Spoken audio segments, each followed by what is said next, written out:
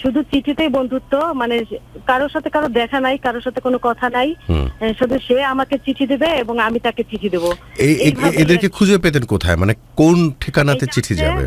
হ্যাঁ সেটা বলতেছি যে আমরা যখন আর কি ঠিক করছি যে আমরা সবাই যে আমরা পত্রমিতালি করব, হ্যাঁ তখন আর কি 5 জন আর কি করছি যে এক একজন এক এক বিভাগে নয় এক এক জেলাতে আর কি করব। আচ্ছা হ্যাঁ তারপরে আর কি পত্রমিতালি যে করব সেটা তো আর কি একটা ই লাগে, বই লাগে। তো আনন্দ সম্ভার নামে একটা পত্রিকা আছে, আনন্দ সম্ভার পত্রিকাতে, ওই পত্রিকাতে আর কি ঠিকানা দেওয়া থাকে আর শখ কি থাকে এটা দেওয়া থাকে আর তার ঠিকানা দেওয়া থাকে আর কি। এখন আমরা শখটা আর কি বাছাই করছিলাম যে কে কি আর কি করে, যে কেউ শখ থাকে বন্ধু হতে চায়, কেউ শখ থাকে আমি প্রেম করতে চাই। তো আমরা কিন্তু সবাই আর কি বেছে নিয়েছি এইটাই যে আমরা বন্ধু, আচ্ছা বন্ধু নেব, হ্যাঁ আর কি প্রেম করব না। আর তখন আমি আর কি সিলেট শহরটাকেই বেছে নিয়েছিলাম, কারণ আমার প্রিয় একজন নায়ক আছে সালমান শাহ, তার বাড়ি তো সিলেটে। হ্যাঁ আমি অনেক পছন্দ করতাম তাকে, আর আমরা সবাই পছন্দ করতাম। হ্যাঁ আর এর জন্যই আর কি আমার সিলেটে মূল আর কি কারণ পত্রমিতালি করা। আচ্ছা তার মানে আপনি যে মানুষটার সাথে পত্রমিতালি করবেন সেই জায়গাটা আপনি সিলেটকে বাছাই করলেন? হ্যাঁ সিলেটকেই বাছাই করছি। এবং সে যে মানে আমার ধর্মের, আমি তো খ্রিস্টিয়ান, আচ্ছা মানে আর সেও খ্রিস্টিয়ান হয়ে গেছে, মানে এটা অদ্ভুত একটা মিল। আচ্ছা হ্যাঁ মানে আমিও তখন নাকি পুরোপুরি জানতাম না যে সে খ্রিস্টিয়ান। তারপরে তো চিঠি লিখলাম আবার আমার সেই বন্ধুকে, কিন্তু সে তো মানে ছেলেই ছিল। আচ্ছা প্রথম চিঠি কবে লিখেছিলেন? প্রথম চিঠিটা লিখছিলাম 1998 সালের এপ্রিল মাসে। আচ্ছা কি লিখেছিলেন মনে আছে কি? হ্যাঁ হ্যাঁ কি লিখেছিলেন? আমার সমস্ত চিঠি এখনো আছে। আচ্ছা আমরা একটু শুনি, চিঠিটা একটু শুনি যদি থাকে। হ্যাঁ চিঠিটাতে লিখছিলাম যে তোমার সাথে পত্রমিতালি করতে চাই, কিন্তু তুমি আমার ছবিও চাবা না, আমার সাথে দেখা করতেও চাবা না, আমার সাথে কোনো কিছুই হবে না, হ্যাঁ আমি শুধু তোমার সাথে চিঠিতেই আমার বন্ধুত্ব থাকবে, এটাই শুধু লিখছিলাম। আচ্ছা হ্যাঁ তারপর চিঠি লিখলেন, চিঠি গেল? হ্যাঁ চিঠি লিখছিলাম, কিন্তু চিঠিতে আবার আমার নামটা আবার গোপন ছিল, মানে আমি একটা ছদ্মনাম ব্যবহার করছিলাম, নামটা ছিল আমার আশাটা। আচ্ছা হ্যাঁ তারপরে চিঠি তো ছাড়তে হয়। তারপরে এখন আমার বাবা তো অনেক কড়া লোক ছিল, তো মানে স্কুল থেকে যে যাব পোস্ট অফিসে সেটা তো অনেক দূর ছিল, আমি যেতাম 10 নাম্বার স্কুলে আর পোস্ট অফিস ছিল 2 নম্বরে, তো অনেক দূর। বাসা থেকে যখন বের হইতাম তখন আর কি মানে টাইম তো বাবার জানা ছিল, যদি দেরি হইতো তাহলে তো ঘরে অনেক কৈফিয়ত দেওয়া লাগতো, দিয়ে দিতাম চিঠিটা যে সাজুর কাছে আর কি, আপনার ভাইয়ের কাছে? হ্যাঁ আমার মামাতো ভাইও, ওর কাছে দিয়ে দিতাম চিঠিটা। আর ও কি করতো, যখন চিঠিটা ছাড়তে যাইতো ও আমার কাছ থেকে সবসময় কমিশন নিত, একটা চকবার নইলে 10 টাকা আচ্ছা হবে এইরকম। আচ্ছা পরে যখন আবার চিঠি আসতো, হ্যাঁ প্রথম চিঠিটা যখন আর কি ছাড়লো, তারপরে তাও ও আবার দোকান ঠিক করে দিছিল একটা ঠিকানায় চিঠি আসবে, বাসার ঠিকানায় তো চিঠি আসতে পারবে না, কারণ বাবার হাতে যদি পড়ে তাহলে তো খবর আছে, চিঠি লেটার হয়ে যাবে তখন। না চিঠিটাও লিখতাম কি গুরু, অনেক গোপনে চিঠি লিখতাম, মানে আমি যে পড়তাম পড়ার টেবিলে, সেই পড়ার টেবিলে খাতার নিচে বা বইয়ের নিচে চিঠির প্যাডটা রাখতাম, আর ওইটা নিচে লুকাই লুকাই চিঠিটা লিখতাম। আর নইলে রাত্রে আর কি মা বাবা যখন সবাই ঘুমাই যেত তখন লুকাই লুকাই আর কি চিঠি লিখতাম। আচ্ছা হ্যাঁ তারপরে তো এইভাবে তারপরে ও দোকানের ঠিকানা আর কি প্রথম চিঠিটা আসলো। হ্যাঁ আমরা 5 জন চিঠি ছিলাম, ওর চিঠিটা আসলো আর কি, আচ্ছা যে আমি তোমার সাথে পত্রমিতালি করতে চাই, হ্যাঁ আমি সিলেটে বসবাস করি, আমি একজন খ্রিস্টিয়ান ছেলে, এইভাবেই আর কি লিখলো। আচ্ছা পরে হ্যাঁ এইভাবে লিখলো, পরে আমি আর কি চিঠিটা করলাম, নিলাম, পরে করলাম আবার লিখতে থাকলাম এইভাবে। তারপরে অনেক সময় আছে যে আমার লুকাই লুকাই আর কি চিঠি পড়তে, বাথরুমে বসে আমার চিঠি পড়তে হইতো। আবার তার নামটা তো অনেক বড়, মাইকেল রঞ্জন বিশ্বাস। হ্যাঁ তারপরে আমি তার নামটাকে আর কি ভালোবেসে আর কি ছোট করে আর কি রাখলাম না মাইকেল না, ও আচ্ছা, কি নাম কি রাখলেন? রঞ্জনটাকে এই করছি রঞ্জু। রঞ্জু, আচ্ছা হ্যাঁ রঞ্জু, আমি ওকে সবসময় রঞ্জু বলেই ডাকি। আচ্ছা রঞ্জু, মানে হ্যাঁ, পরে এরকম ভাবে চলতে থাকে। তারপরে হঠাৎ করে কি হয় যে মানে ও একটা ট্রেনিং এর জন্য, ইঞ্জিনিয়ারিং ট্রেনিং এর জন্য আর কি ফরিদপুরে যায়। আচ্ছা, ফরিদপুরে গেলে পরে সেইখানে থেকে ও আমাকে চিঠি দিত, কিন্তু আমি তো ওর চিঠিগুলো পাইতাম, কিন্তু আমার চিঠিগুলো সে পাইতো না। আচ্ছা, এরকম ভাবে চলতে থাকে, অনেকটা চিঠি এরকম হয়। বলে পরে কি হয়, আমি তো মানে ও শুধু আমাকে বলে যে কি ব্যাপার, তুমি মানে চিঠিতে লেখে যে তুমি আমাকে দাও না কেন। আমি তো মনে করতেছি যে আমি তো তোমাকে চিঠি দিই, কিন্তু চিঠি তো মনে হয় অন্য কেউ হাতে পড়ে, যেহেতু একটা ট্রেনিং সেন্টার আর ওইখানে গেছে ট্রেনিং এর জন্য, নিশ্চয়ই অন্য কারো হাতে আর কি চিঠিটা পড়ে। বললাম যে একটা চিঠি লিখলাম খামের মধ্যে, আর 5টা টাকা ঢুকাই দিছি খামের মধ্যে। আর তাকে যে চিঠিটা দিছি ওইটাকে খুব বেশি স্টেপলার দিয়ে একদম পিন মেরে দিছি। আর একটা চিঠি লিখছি উপরে যে ভাই আপনি যেই পান না কেন আমার চিঠিটা, আপনি মাইকেল রঞ্জন বিশ্বাসে সিলেটে এই ঠিকানায় পাঠাই দিবেন চিঠিটা। আচ্ছা, আর পরে এবং আপনাকে আমি খাম কেনার জন্য 5টা টাকাও দিয়ে দিলাম, এটা লিখে দিছি। পরে সে কি করছে, ও আবার তখন বড়দিনের সময় আমাদের, ও সিলেটে চলে আসছে কিসের থেকে, তখন সেই চিঠি গেছে ফরিদপুরে, ফরিদপুর থেকে সেই ব্যক্তি চিঠিটা পাঠাই দিছে সিলেটে। আচ্ছা, পরে তো চিঠিটা পাইছে হাতে, পরে আমাকে একটা চিঠি লেখছে যে এরকম আশাকা আমি তো তোমার চিঠি পাইছি এইভাবে এইভাবে। তখন আর কি এটা ভুল ভাঙে আর কি আমাদের মধ্যে, এইভাবেই আর কি চলতে থাকে, চিঠি দেওয়া এই করা। তারপর কি লিখতেন চিঠিতে? প্রথম চিঠিতে তো না আপনি আপনার পরিচয় দিলেন, পরবর্তী চিঠিগুলোতে কি লিখতেন? অনেক কথা গুরু, অনেক কথা লিখতাম। কি কথা একটু বলেন, আমরা জানতে চাই যে কি ছিল সেই কথাগুলো, দুই একটা যদি আমাদেরকে বলেন যে এই ধরনের বিষয়। অনেক সময় আছে যে আমি বেশিরভাগই কবিতা লিখতাম।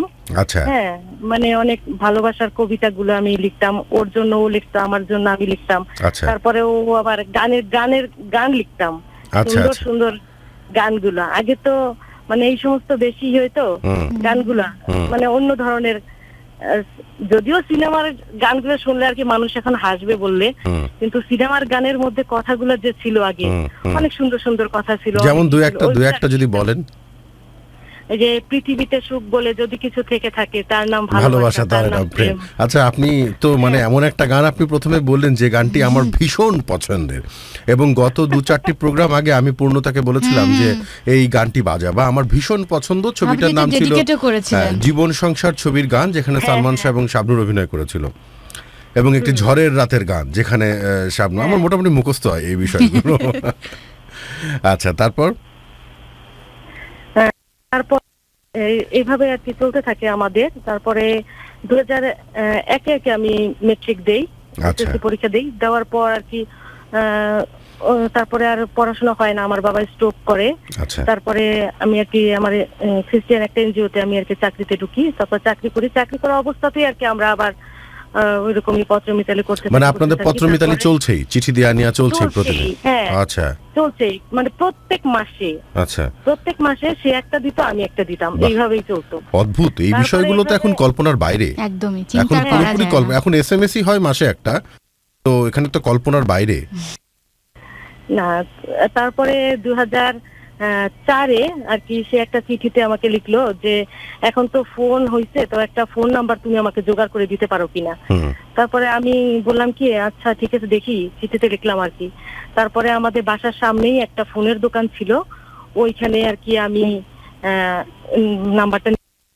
তার মানে কি পান্না 98 সাল থেকে 2004 এই 6টি বছর শুধু চিঠি দেয়া নেওয়া চলছে? হ্যাঁ, কেউ কাউকে দেখেননি? না না, শুধু চিঠি দিয়ে যাচ্ছেন, চিঠি নিয়ে যাচ্ছেন। হ্যাঁ, এবং এই চিঠিগুলো কি সব বন্ধুত্বের শব্দ ছিল নাকি তখনও শুধুই বন্ধুত্ব? আচ্ছা, এখানে প্রেম ভালোবাসা তখন পর্যন্ত আসেনি? হ্যাঁ, না না, ভালোবাসা তখন পর্যন্ত আসে নাই, কিন্তু প্রকাশই হয় নাই। আচ্ছা, যে আমি তোমাকে ভালোবাসি এই কথাটা তখন মানে নাই, সেও কখনো লেখে নাই, আমিও তাকে কখনো লিখি নাই, কিন্তু অনেক কথা শেয়ার, সেও আমাকে শেয়ার করতো, আমিও তাকে শেয়ার করতাম। আচ্ছা আচ্ছা, চমৎকার। তারপরে হ্যাঁ 2004 সালে আর কি এইভাবে যে আমি ওইভাবে দোকানের একটা ঠিকানা নেই। ঠিকানা নেওয়ার পর ও হঠাৎ করে একদিন আর কি আমাকে একটা ফোন দেয়। ফোন দিলে পরে সেই লোকটা আর কি, দোকানের লোকটা এসে আমাকে ঘর থেকে ডেকে নেয় যে তুমি আসো, এসে দেখে তোমার একটা ফোন আসছে। আমি আবার কি আমাকে ফোন করলো, আমি সন্ধ্যার সময় আর কি, আমি খুব ভয় পেয়ে গেছি, কারণ বাবা ঘরে, আমি খুব ভয় পাইতেছি যে কি কবে আবার। আমি করছি, আমি পরে গেছি দোকানে যেয়ে ফোনটা ধরছি, যেই এখন ওই পার থেকে বলতেছে, আমি বলতেছি হ্যালো হ্যালো, আমি কই আপনি কে? তুমি আমার চিনতে পারলা না? সিলেটি ভাষায় না, সে তো পুরো সিলেটি ভাষায় আমাকে বলতেছে। আরেকটু বলেন না, কি বললো সে আরেকটি বার? বলে তুমি আমাকে চিনতে পারলা না? আমি কই ভাই আপনার আমি কেমনে চিনবো, আপনি কে? আমিও তার মতো সুর দিয়ে আর কি বলতে লাগলাম। পরে সে আর কি বললো যে হ্যাঁ, যে আমি তো সিলেট থেকে মাইকেল বললাম। ও আচ্ছা। তখন থেকে আর কি তার সাথে কথা বলা শুরু আর কি ফোনে। তারপরে তার সাথে ফোনে কথা বলতেছি, এইভাবে অনেক দিন যায়। মানে হঠাৎ ফোন দেয় দোকান থেকে, আমিও ফোন দিই, কারণ তখন তো মিনিট 10 টাকা। 10 টাকা মিনিট, ব্যয়বহুল তখন। 10 টাকা মিনিট আমি তো ওইভাবে আর কি করতে পারি না, খরচ করতে পারি না। তারপরে সেই ফোন দিলে আর কি খবর নেই আমি দোকানে, যখন আমি অফিসে যাই, যখন ফিরি, তখন দোকানে খবর নেই যে ফোন আসছে কিনা। আবার দোকানে একটা ছেলে ছিল, না বললেই নয়, ওর নাম লিটন, অনেক হেল্প করছে। ও কি করতো, মানে দোকানে কাস্টমারও যদি আসতো, ও বাইরে লাইন ধরাই রাখতো আমার জন্য, যে ফোন আসছে দিদি আগে কথা বলুক। আমার কাছ থেকে কখনো 1 টাকাও নেয় নাই। আমি অনেক সময় টাকা দিতে চাইছি, ও নেয় নাই। মানে ও অবাক হইতো যে আমি তারে দেখি নাই, কিন্তু আমি তার সাথে কথা বলি, এটা আর কি ও অনেক অবাক হয়ে করতো, আমার সাহায্য করতো আর কি। তো এইভাবেই করতে করতে 2004 সাল গেল। তারপরে 2005-এ, হ্যাঁ 2005-এ আর কি আমরা ঠিক করলাম যে আমরা দেখা করব, আমাদের দেখা হবে। হ্যাঁ, পুরা 7 বছর পর। 7 বছর ধরে শুধু চিঠি। আচ্ছা, প্রতি মাসে যদি একটা করে চিঠি দেন, তাহলে 1 বছরে যদি 12 মাস হয়, 7 বার হচ্ছে 84 নাকি 7 12? হ্যাঁ 84। মানে আপনি তো প্রত্যেক মাসে মানে প্রায় 100টার মতো চিঠি শুধু দেয়া নেওয়া হয়েছে। হ্যাঁ, আচ্ছা, সেও লিখছে, আমিও লিখছি। পরে আমার অনেক গিফটও দেওয়া হয়েছে, সেও আমার অনেক গিফট দিছে, আমিও তারে দিছি। আচ্ছা, পরে তো 2005-এ আর কি ঠিক করি আমরা যে আমরা দেখা করব, কিন্তু দেখা করার তারিখটা ফেলায় উনি, ওই ফেলায় আর কি। আচ্ছা, 12 তারিখ 2002, না হ্যাঁ 12 তারিখ 2/5, মানে ফেব্রুয়ারি মাসের 12 তারিখ 2005-এ। হ্যাঁ, আবার ভ্যালেন্টাইন্স ডে ছিল 14 তারিখ। এখন এর আগেই আর কি তো ফেলাইলো, তখন আর কি ওরা ঢাকায় যাবে এরকম সিদ্ধান্ত, ওরা বন্ধুরা মিলে আর কি ঢাকায় যাবে। তখন আমাকে বললো, তো আমি বললাম যে ঠিক আছে। আর আমি তো খুব ভয়তে ছিলাম যে আমার বাবা থাকলে তো কি করে, কোনো ঠিক নাই। তো এর মধ্যে বাবারও একটা খবর আসে যে আমাদের গ্রামের বাড়ি তো বরিশালে, তো বাবা আর কি খবর আসে যে আমাদের জমি জমা একটা সমস্যা হচ্ছে, তো বাবা মা আর ভাইকে যাইতে হবে। তো তারা আর কি হঠাৎ করেই 12 তারিখে না, তারা মনে হয় 10 তারিখের দিকে ঢাকায় দেশে চলে যায় গ্রামে। তখন আর কি তারা, সল্টি মামা, রাজীব, আর তার আমার রঞ্জু এবং তার আর একটা ফ্রেন্ড, তারা মিলে আর কি 4 জনে আমাদের বাসায় আর কি যাওয়ার জন্য আর কি করে যে আমরা 4 জন আসবো, তো তুমি কিন্তু বাসায় থাকো। তো আমি তো বাসায় থাকবো, আমার 2টা বোন আছে, মাসিতো বোন আর একটা মামাতো বোন, ওরা আর কি থাকে, আর আমার মাসি, আমরা সবাই মিলে আর কি থাকছি। আর বাবা আর কি রেখে গেছে তাদেরকে আমার জন্য আর কি। আচ্ছা, আমি একা থাকবো তো বাসায়, এর জন্য আর কি তাদেরকে রেখে গেছে। আমার মাসিতো বোনটা হচ্ছে পাপিয়া, আর মামাতো বোনটা হচ্ছে তিথি, আর আমার মাসি, আমরা এই কজন ছিলাম। আর তারা আর কি গেছে এরকম হঠাৎ করে, আমাকে আর কি কোনো জায়গায় আর কি বলে নাই যে তুমি এই জায়গায় দেখা করো, এই জায়গায় দেখা করো। আমি তাকে অনেক জায়গার কথা বলছিলাম চিঠিতে বা ফোনে, যে চন্ডী মধ্যে যেই দেখা করি বা সংসদ ভবনে, আমার খুব ইচ্ছা ছিল ওই সমস্ত জায়গায় আর কি দেখা করবো। কিন্তু সে না, তুমি বাসাতেই থাকবা, বাসাতেই আমি তোমারে দেখবো, এটা বলছে। তারপরে তো আমি বাসাতেই থাকলাম, যেরকম সেরকমই থাকলাম, একটু সাজগোজ করি নাই, আমি যেরকম সেরকমই। তুমি দেখতে চাইছো তুমি দেখবা, কোনো ফাউন্ডেশন দেননি? না, একদম ঘরের সালোয়ার কামিজ পরা, আমি সেইভাবেই ছিলাম। আচ্ছা, পরে তারা কি করলো, তারা আর কি দুপুর টাইমে আর কি হয়ে গেছে তখন 12টা 12:30টার দিকে ওইরকম টাইমে তারা আর কি একটা ট্যাক্সি ক্যাব নিয়ে আমাদের গলির মধ্যে ঢুকছে। আচ্ছা। ঢুকছে পরে আমার মামাতো বোনটাকে জিজ্ঞেস করতেছে, এই তুমি পান্নাদের বাসা চেনো? আর বলতেছে হ্যাঁ, পান্না তো আমার দিদি, চিনবো না কেন? ও আবার একটু করছে ওর বন্ধুটার সাথে। তারপরে তো ওরা গেল একটা ফুলের তোড়া, ওরা আমাদের বাসায় গেছে, যাইয়ে 4 জনে বসছে ঘরে বসছে পরে আমি তো সামনে দাঁড়াও, আমাকে বলতেছে যে মানে তারা কাচুমাচু করতেছে যে পান নাকি, মানে 3 জন দাঁড়ানো, 3 জনের মধ্যে পান নাকি। হ্যাঁ, এখন আমি কিন্তু তারা ঠিকই ধারণা করে নিছি যে সেই রঞ্জু, দেখি নাই তো, কিন্তু ফোনে তো কথা বলছি, চিঠিতেও লিখছি, কিন্তু সামনে যখন আসছে জানি কিরকম একটা লজ্জাবোধ লাগতেছে তার সামনে দাঁড়াইতে, আবার কিরকম জানি একটা ভাব লাগতেছে, কিন্তু তারপর আর কি দাঁড়াই আছে আমার সামনে আর কি, কিছু আমিও দাঁড়াই আছি তার সামনে। এখন আমি বলতেছি যে তুমি রঞ্জু? হ্যাঁ। এখন বলতেছে হ্যাঁ, মাথা ঝুলাইতেছে, হাসতেছে, হ্যাঁ আমি রঞ্জু। পরে আমি বলতেছে যে তোমার কণ্ঠটা তো ফোনের মধ্যে আরেক রকম লাগছে, কিন্তু সামনে কণ্ঠটা আবার আরেক রকম। আমারে বলতেছে, এটা তো আমি জানি না যে ফোনে আমার কিরকম কণ্ঠ, কিন্তু আমি পান্না। তারপরে আর কি হইছে, কথাবার্তা বললাম, তারা দুপুরে খাবার দাবার খাইলো, তারপরে তারা চলে গেল। তারপরের দিন সে একাই আসলো, আবার দুপুরবেলা হ্যাঁ আবার আসলো। আইসে তারপরে আমাদের ঘরে আসলো, আমার বোনেরাও ছিল, কথা বলতেছে, কিন্তু মানে অনেক কথা আর কি, কথা শেষ হয় না, কথা বলতেছি টেবিলের উপরে। এখন মানে তার প্রতি না কিরকম জানি একটা দুর্বলতা হয়ে গেল আমার তখন। হ্যাঁ, মানে সে দেখতে কিন্তু তখন এতটা ভালো ছিল না, কিন্তু তারপরও তার প্রতি যেন কিরকম একটা ভালোবাসা আমার হয়ে গেল। মানে এর আগে চিঠিতেও অনেক করছি, কিন্তু তারপর আর কি করি না, তো সে দূরে বসা, আমিও দূরে বসা, কথা বলতেছি। তারপরে আমি বললাম কি, আমি তোমার হাতটা ধরি একটু। আপনি বললেন? হ্যাঁ আমি বললাম। সারা জীবন মানে জানতাম যে ছেলেরা বলে যে তোমার হাতটা দেবে। না না, সে না খুব মানে কিরকম জানি করতেছে। হ্যাঁ, মানে খুব মানে কিরকম জানি কাচুমুচু করতেছে, সাহস পাইতেছে না কি বুঝতেছি না আর কি, এরকম। ওরা আমি আমার বোনেরাও ছিল তো আবার ঘরে, ওরাও আর চোখে দেখতেছে। হ্যাঁ, আমি বললাম কি যে আমি তোমার হাতটা ধরি আগে, এটা কইরা আমি তার হাতটা ধরলাম। পরে সে দেখি কি হাতটা একদম ঠান্ডা আর একদম ঘামানো।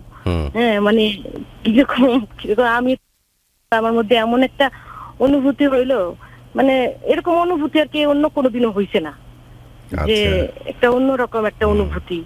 মানে বুঝলাম যে এইটাই হয়তো, বুঝলাম যে ভালোবাসার ঘন্টা বেজে গেছে। হ্যাঁ, ভালোবাসার ঘন্টা বেজে গেছে, এইটাই এই আর কি। তারপরে আর কি তারা আর কি আর থাকলো না, তারপরের দিন তারা আবার সিলেটে চলে আসলো।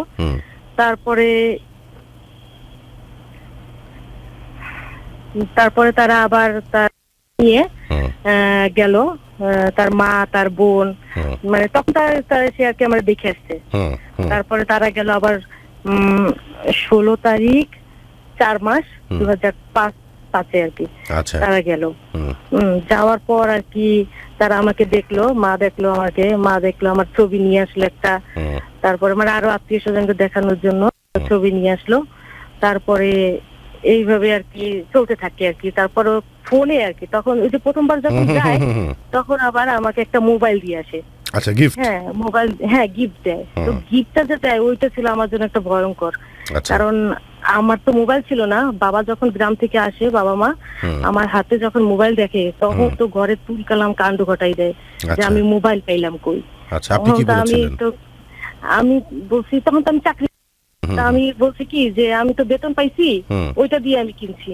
না, তুমি বেতন পাইয়ে সব টাকা ঘরে দিছো, তুমি মোবাইল কিনছো কোথার থেকে? আমার বাবা বলতেছে।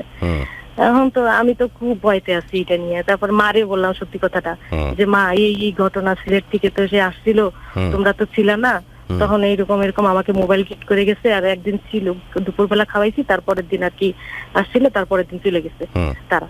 তারপরে ও আচ্ছা, তারপরে আমি কিছু তুমি একটু বাবারে বুঝাইও, আচ্ছা ঠিক আছে। তারপরে মাই আর কি বাবারে, তার মানে মা কি বিষয়টি আগে থেকে জানতেন? হ্যাঁ, মা জানতো। আমি আমার মার সাথে আমি সব বিষয় শেয়ার করতাম। আচ্ছা, চমৎকার। মা সব বিষয়ই জানতো। তারপরে আর কি আমাকে ফোনে জানাইলো যে তোমাকে তো এরকম মা, তারপরে দিদি এরা দেখতে যায়, তো কি করবা? তো আমি বললাম যে ঠিক আছে, তুমি এক কাজ করো, মার সাথে কথা বলো ফোনে। তারপরে আমার মার সাথে, আমার বাবার সাথে কথা বললো ফোনে। তারপরে তারা আর কি ঠিক করলো যে ঠিক আছে দেখতে যাবে। তারপরে কি মা গেল, আমার শাশুড়ি আর কি, যে আর কি সে গেল, তার মা আর তার দিদি এবং তার চালুই, তারা গেল, তারা যে আমাকে দেখলো, দেখার পর তারা আবার ওই দিন দুপুরবেলা খাবার টাবার খাই, তারপর তারা চলে আসছে। তারপরে ছিল আর কি 5 জুন মাসের 8 তারিখ তার জন্মদিন। জুন মাসের 8 তারিখ, আচ্ছা হ্যাঁ, জুন মাসের 8 তারিখ তার জন্মদিন। তখন আর কি আমারে খুব অনুরোধ করলো যেন আমি সিলেটে আসি। আচ্ছা হ্যাঁ, তারপরে এর মানে এই 8 মাসের আগে 7 মাসের দিকে আমার বড় বোন, আমার ছোট ভাই আর আমার মেশো, তারা আর কি তাদের বাড়ি ঘরে এসে দেখে গেছে। আচ্ছা, মানে যেহেতু মোটামুটি ছেলে পক্ষ লোকজন পাঠিয়েছে, আপনারা লোকজন পাঠালেন? লোক পাঠাইছে, হ্যাঁ। সেহেতু আমার ছোট ভাইটা আর কি সিলেটের শহর আর কি কিছুটা তো দেখছে, ও চেনছে আর কি রাস্তাঘাট। ও তখন ইন্টারে পড়ে তখন। আচ্ছা, তখন আমি আর কি ওরে বললাম, তখন আর কি আমি তো চাকরি করি, তখন আর কি ওই মাসটায় আমার ছুটি দিল না অফিস থেকে, যে জুন মাসে আর কি কোনো ছুটি দিল না। ওই তখন কি করলাম, জুলাইয়ের 8 তারিখ আমি ঠিক করলাম যে তারপর ঠিক টাইমে আমি সিলেটে যাব। তারপরে আমি আমার মানে তখন আর কি সে আর কি আমার অনেক ফোনে আর কি করতেছিল যে তুমি আসলা না আমার জন্মদিনে, অনেক মানে প্যারা দিতেছিল। হ্যাঁ, আমি কি করলাম যে ওই সময় আর কি করলাম যে ঠিক করলাম, আর ওই অফিসের যে বস ছিল তাকে বললাম যে আমি তো সিলেট যেতে চাই, আমার একটা ব্যবস্থা করে দিন। তারপর তারাই আমার ব্যবস্থা করে দিল। আর আমার ছোট ভাইটারে বললাম যে আমি এখন সিলেট যাবো, আমাকে নিয়ে যাবি জুলাই মাসে। পরে এখন ও বললো কি যে ঠিক আছে, রেডি হ। 5টার সময় আমরা রেডি হইলাম, ঘরের থেকে বাইরে গেছি। আমি মারে কইছি কি যে মা তুমি শুধু বাবারে বলো যে আমি একটা কনফারেন্সে যাইতেছি। আচ্ছা, হ্যাঁ, কারণ কি আমরা তো আবার ইয়ুথ কনফারেন্স করি, তো ওই কনফারেন্সে যাওয়ার জন্য আমার বাবার কোনো নিষেধ ছিল না। আচ্ছা, হ্যাঁ, তো ওই কথা বলে আর কি বাবাকে দবাই রাখা যাবে, এইটা বলছে আর কি মারে, যে তুমি এইটা বলো। মা কয় তুই কই যাস? আমি কই আমি যাইতেছি, আবার 2 দিন পরে আমি ফেরত আইতেছি, এটা কইতেছি মারে আর কি। খুব বুঝ দিয়ে আমি রওনা হয়ে গেলাম আমার ভাইটাকে নিয়ে। এখন সায়দাবাদে আসছি, এখন তো ব্যাগ ধরে টানাটানি শুরু করছে যে সিলেটের গাড়ি আমরা তো আর চিনি না। ও করছে কি আমার একটা লোকাল বাসে নিয়ে উঠে গেছে। এই একই আমি তো ফোন দিচ্ছি, আমি তার মানে তখন আবার মোবাইলটাও এমন মানে করতেছিল যে মানে ও যে মোবাইলটা দিয়েছিল ওটাতে আর কি ঠিক মতো কথাও বলতেছিল না, অর্ধেক আসতো তো অর্ধেক মোবাইলটা বন্ধ হয়ে যেত, এরকম।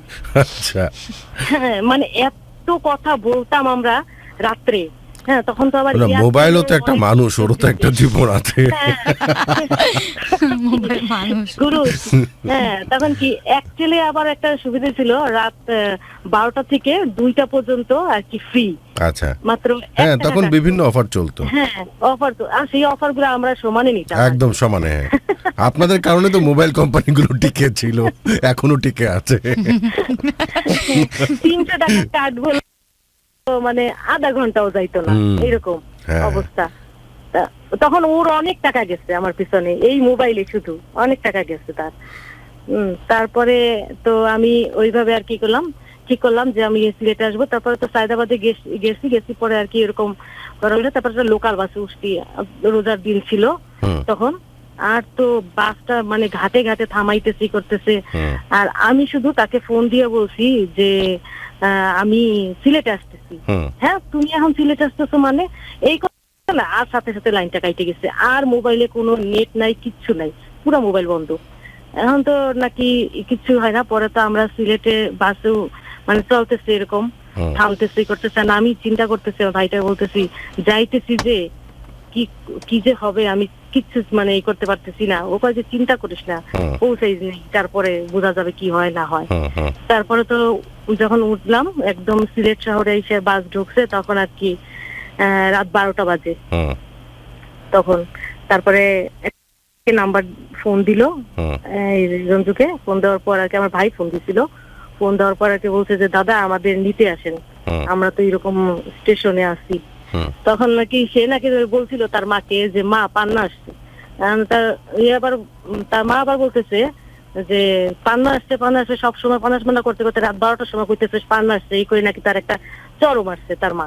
হ্যাঁ, আন্দাজে খালি পান্না কয়, না মা পান্না আসছে, আমি আনতে যাইতেছি।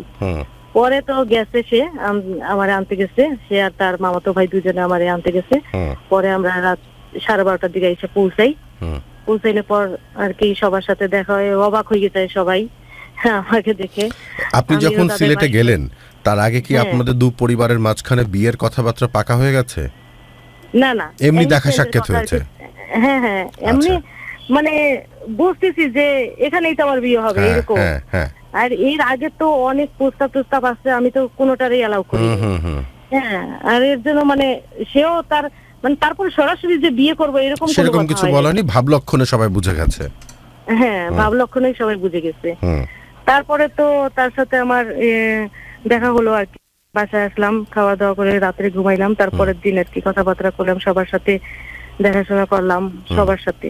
হুম তারপরে থাকলাম আর কি রাজুর সাথে, তারপরের দিন আবার চলে আসলাম সিলেটে। তখন আমার উঠাই দিতেছে গাড়ি, রিক্সা করে আমি যখন তাদের বাসা থেকে বাইর হইতেছি, হুম তখন আমার শাশুড়ি, আমার মনে আছে যে আমাকে বলতেছিল যে তুমি কি সত্যি চলে যাইতেছো। মানে সে আমার রিক্সাটারে ধরে আমার হাতের উপর হাত রেখে আমার বলতেছে তুমি কি সত্যি চলে যেতেছো। মানে সে হয়তো বা ভাবছিল কি যে আমি মনে হয় একবারের জন্য চলে আসছি। আচ্ছা আচ্ছা। আমি বলছি যে হ্যাঁ, আমি তখন মাই কইছি যে হ্যাঁ মা, আমি চলে যেতেছি বাসায়। হুম হ্যাঁ, পরে বলছে আচ্ছা ঠিক আছে, আমরা কিছুদিন পরেই তো যাইতেছি, হুম। এইটা বললো। তারপরে আর কি আমি তো চলে আসলাম আচ্ছা ঢাকায়। পান্না, এখানে আমার একটা প্রশ্ন। যেহেতু আপনাদের আনুষ্ঠানিকভাবে কেউ কখনো ভালোবাসি কিংবা বিয়ের কথাবার্তা হয়নি, সেখানে বিয়ের আগে মানে এরকম ভাবে জামাইয়ের বাড়িতে মানে হবু জামাইয়ের বাড়িতে যে থাকাটা, এই বিষয়টি আপনার কাছে কখনো ভয়ের বলে মনে হয়নি যে কেউ যদি হ্যাঁ, জানে হ্যাঁ, পরে তো আসলে একটা নিন্দনীয় ব্যাপার হতে পারে যে মেয়ে, তখন আসলে কি ভেবেছিলেন যে আপনি কি বেশি ইমোশনাল? আমি সেটা ভাবছি এবং তারও ওইটাই বলছি যে আমি যেন তুমি যে আমারে এত মানে প্যারা দিতেছো এই, তোমার বাড়িতে যাওয়ার জন্য, তোমার বাড়ি দেখার জন্য, তো ঠিক আছে হ্যাঁ, কিন্তু পরবর্তীতে যেন এইটা নিয়ে কেউ কখনো আমাকে কিছু না বলে। হ্যাঁ, তো সেও বলছে যে আচ্ছা ঠিক আছে, কেউ তোমাকে কিচ্ছু বলবে না, তুমি তো আমার বন্ধু, হ্যাঁ কে কি বলবে, এই কথা বলছে আমারে। আচ্ছা, পরে আমি সেই সাহসেই আর কি বাসার থেকে রওনা দিলাম। বুঝতে পেরেছি। বিশাল সাহস আপনার, না আসলেই বিশাল সাহস যে এরকম ভাবে কোনো কথা ছাড়া, কোনো কথা দেয়া নেয়া ছাড়া অপরিকল্পিতভাবে আরেকটি পুরুষের বাসায় যে যতই আপনি তাকে ভালোবাসেন না কেন, মানে লোক সমাজ বলে তো একটা বিষয় থাকে, বিশেষ করে আমাদের বাঙালিদের জীবনে কিন্তু আমাদের মান সম্মান, পরিবার, পরিবেশ এটা অনেক বড়। তো সেই ক্ষেত্রে এটা একটা ভয়ানক ব্যাপার হয়ে দাঁড়াতে পারতো যদি মানে উল্টাপাল্টা কিছু হতো। কারণ আমি আরো সাহস করছি কেন, যে আমার শাশুড়ি তো মানে সে তো আসছিল আমাদের বাসায়, হ্যাঁ মানে তার সাথে আমি খুব খোলামেলা ভাবে আলাপ করছি, বুঝতে পেরেছি। তার সাথে, আর সেও একটু অন্যরকম মানুষ, মানে সেও খুব ফ্রেন্ডলি ছিল। আমার শাশুড়ি এখন নাই, কিন্তু সেও খুব ফ্রেন্ডলি ছিল আর কি। সেও আমার চিঠিগুলা আমি যখন ফোনে কথা বলতাম তার সাথেও কথা বলতাম মাঝে সাঝে। আচ্ছা আচ্ছা, হ্যাঁ এরকম আর কি। আচ্ছা, তারপরে কি তো হলো? এর জন্য আর কি সাহস করতে পারছি, এত বড় সাহসটা করতে পারছি। তারপরে আর কি এই জুলাইতে দেখার পর তারপরে অক্টোবর মাসের 8 তারিখে তারা আর কি ঠিক করে যে এঙ্গেজমেন্ট করাবে। আচ্ছা, হ্যাঁ, তারপরে এঙ্গেজমেন্টের জন্য তারা সবাই যায়, তার পরিবারের সুদ্ধা, তার বড় ভাই, তার বউটো, সবাই মিলে সবাই যায়। যাওয়ার পরে আমাদের বাড়িতে, আমাদের ঘরে হয় নাই, আমার মামার বাড়িতে আর কি আমার এঙ্গেজমেন্টটা হয়। আচ্ছা, হওয়ার পর এটা কোন সালের ঘটনা? 2008? হ্যাঁ, মানে 2098 সালে পত্র মিতালি? না 2008-এর না, 2005-এ আর কি আমাদের এঙ্গেজমেন্ট হয়। 2005-এ, তার মানে হচ্ছে প্রায় 7 বছর পর। হ্যাঁ, 7 বছর পর পত্র মিতালির মাধ্যমে যে সম্পর্ক, সেই সম্পর্ক একটা সম্পর্কের নামে মানে স্থায়ী একটা ঠিকানা পেল। তারপর পরে তো এঙ্গেজমেন্ট হয়। ওই দিন এঙ্গেজমেন্ট হওয়ার পর আর কি আমরাই ঠিক করি যে মানে তখন ঠিক করি আর কি যে আমরা বরিশালে যাব। আমার দিদা আর কি, সে খুবই অসুস্থ ছিল। আপনি যখন এঙ্গেজমেন্টের দিন আপনার মানে হাজবেন্ডকে আংটি পরালেন, ওই দিনও কি তার হাতটা ঠান্ডা ছিল, ঘাম ছিল? হ্যাঁ, তখন কি হয়েছে যে আমি যখন তার পাশে যখন আমার দাঁড় করাইলো, হ্যাঁ তখন আমি আর কি যখন বললো যে তুমি তাকে আংটি পরাও, যখন আমাকে আংটি পরাইলো দেখি তার হাতটা একদম কাঁপতেছে কি থরথর করে কাঁপতেছে, আর একদম ঠান্ডা হয়ে রয়েছে হাতটা। আমার হাতের মধ্যে আবার কুরকুরি দিল। এটা কঠিন ছিল। তার হাত কাঁপতেছে, তার মধ্যে আবার আমারে কুরকুরি দিল। আমি তো মানে এত মানুষের ভিতরে আমি তার দিকে তাকাই একটু মুচকি হাসলাম, শুধু আর কিছুই করি নেই। পূর্ণতা না লজ্জা পেয়ে গেছে। এটা খুব মজা ছিল। খুব অদ্ভুত ছিল। আচ্ছা, তারপর তারপরে তো এঙ্গেজমেন্ট হওয়ার পর তার বাবা মায়েরা সবাই চলে যায় তার বোনের বাড়িতে, দ্বিতীয় বাড়িতে আর কি। আর আমরা ঠিক করি ওই জায়গায় বসে আর কি, আমরা ঠিক করি যে আমরা যাব বরিশালে। আচ্ছা, তখন আর কি ওই দিনেই আমার এঙ্গেজমেন্টের দিনেই রাত্রে আমরা বরিশালের আর কি টিকিট কাটি। বরিশালের টিকিট কেটে আমার ভাই, আমার ভাতিজা একটা, আর আমি আর রঞ্জু, আমরা 4 জনে আর কি বরিশালের উদ্দেশ্যে রওনা দিই। আমার দিদিমা আর কি খুবই অসুস্থ ছিল। আচ্ছা, আচ্ছা, আচ্ছা। তখন আর কি যাই দেখার জন্য। আর আমার দিদিমার খুব শখ ছিল তার নাতিন জামাই দেখবে। এখন তাও যেহেতু এঙ্গেজমেন্ট হয়ে গেছে, আমি পুরোপুরি শিওর যে এর সাথেই আমার বিয়ে হবে। এখন তো আর কোনো কিছু নাই। তারপরে তো আমরা যাইতেছি বাসে করে, খুব বৃষ্টি তখন, অক্টোবর মাস, অক্টোবরের 8 তারিখ, খুবই বৃষ্টি। এই বৃষ্টির ভিতর দিয়ে আমরা সেই বাসে করে যাই বরিশালে। ভোরবেলা যেয়ে পৌঁছাই আমার মামা বাড়িতে। মামা বাড়িতে পৌঁছানোর পর আর কি ওইখানে যাই আমরা 4 দিন ছিলাম মামা বাড়িতে, মামা মামি আমরা সবাই 4 দিন ছিলাম। তো অক্টোবরের 11 তারিখ আমার জন্মদিন ছিল। সেদিন আবার ওইখানে মামা আর কি গ্রামে যারা গান করে তাদের নিয়ে একটা আসর বসাইছে, মানে একদম খুব মজায় আর কি দিনটা গেছে সেই দিনের ওইখানে। তারপরে আমরা ওইখান থেকে আবার চলে আসি ঢাকাতে। আচ্ছা পান্না, আপনাকে এই ক্ষেত্রে আমরা একটু আটকাবো, আমাদের ছোট্ট একটি বিরতি নিতে হবে। আপনি ফোনের লাইনটি কাটবেন না, ঠিক আছে? আপনার ফোনের লাইনটি কাটবেন না, আমাদের অনুযায়ী আমাদের ছোট্ট একটি বিরতি নিতে হবে। বিরতির পর আমরা আবার আপনার সাথে আপনার ভালোবাসার মহাকাব্যের বাকি অংশ শুনবো, ঠিক আছে? আপনি আমাদের সাথে থাকবেন, শুধু ছোট্ট একটি বিরতি আমরা নেব আর কি। এভাবে কথা বলতে থাকি যখন, তখন আর কি একদিন কি করে যে 9 তারিখ, তখন 9 তারিখ 6 মাস 2005 আর কি। আচ্ছা, তখন হঠাৎ করে আর কি আমাকে বললে যে আমি তো ঢাকায় আসছিলাম কিন্তু এখন চলে যাইতেছি। তখন ও বলতেছে, আমি যে কেন, তুমি আমার সাথে একবার দেখা করতে তো পারতা, তারপরে তো যাইতে পারতা। তারপরে ও বলতেছে কি যে না, আমার তো সময় নাই, আমি তোমার সাথে দেখা করতে পারবো না। কিন্তু সে ওই রাত্রেবেলায় আর কি সিলেট থেকে রওনা হয়েছে ঢাকার উদ্দেশ্যে। পরে এখন এইভাবে কথা বলতেছি, তারপরে ভোর 4:30 5টা বাজে, তখন আর কি আমাদের গেটের সামনে এসে বলতেছে যে আমি কি বাইরেই দাঁড়াই থাকবো নাকি গেট খুলবা? আমি বলতেছি কি এত সকালে গেট খুলবো কেন, তুমি না ঢাকা থেকে চলে গেছো? না না, আমি ঢাকা থেকে চলে যাই না, আমি তো তোমাদের বাসায় আসছি। আমরা তো মানে আপনাকে পুরোপুরি সারপ্রাইজ দেওয়ার জন্য এই আয়োজন। পুরোপুরি। পরে তো আমরা গেট খুলছি, খুলে দেখি যে সে আসছে ভোরবেলা। তারপরে আর কি আমার বাবা মার সাথে সবার সাথে কথাবার্তা বললো, সমস্ত কিছু হইলো। তারপরে বিয়ের আর কি তখন কি কি লাগবে কেনা লাগবে এই সমস্ত আর কি আলোচনা করতে, সেই আর কি করতে। আচ্ছা, তারপরে আর কি সমস্ত কিছু। তারপর আমরা বললাম যে আমরা তোমার মাপটা কি করবো, এই সমস্ত মানে নেবো, এইগুলো কথা আর কি বললাম। তখন আর কি বড়দিনের দিন সে আসলো আর কি আবার। ওই দিন তো চলে গেল, যাওয়ার পর আবার বড়দিনের দিন আসলো। বড়দিনের দিন আমাদের সাথে বড়দিন করলো ওইখানে, 2005-এর বড়দিন করার পর আর কি ওর পরে আর কি বিয়ের তারিখটাও ফেলানো হয়ে গেল আমাদের মোবাইলে আর কি সমস্ত কিছু। আচ্ছা আচ্ছা, আমার শ্বশুর শাশুড়ির সাথে মোবাইলে কথা বলে আমার বাবা মার সাথে বিয়ের তারিখটা ফেলানো হইলো। 2006-এর 13 তারিখে। এই যে 13 তারিখ আসতেছে, এটা আমাদের 13 বছর পূর্ণ হবে বিয়ে। মানে এই যে আজ কত তারিখ? আজ হচ্ছে 10 তারিখ। এখন 11 তারিখ পড়ে গেছে কি তাই পূর্ণতা? হ্যাঁ 11 গেছে। আমাকে যে আমি ভয় পেয়ে গেছি। না আমি বলছি কয় তারিখ, ও টেলিফোনই দেখছে। আমি কমেন্ট পড়ছি সবার।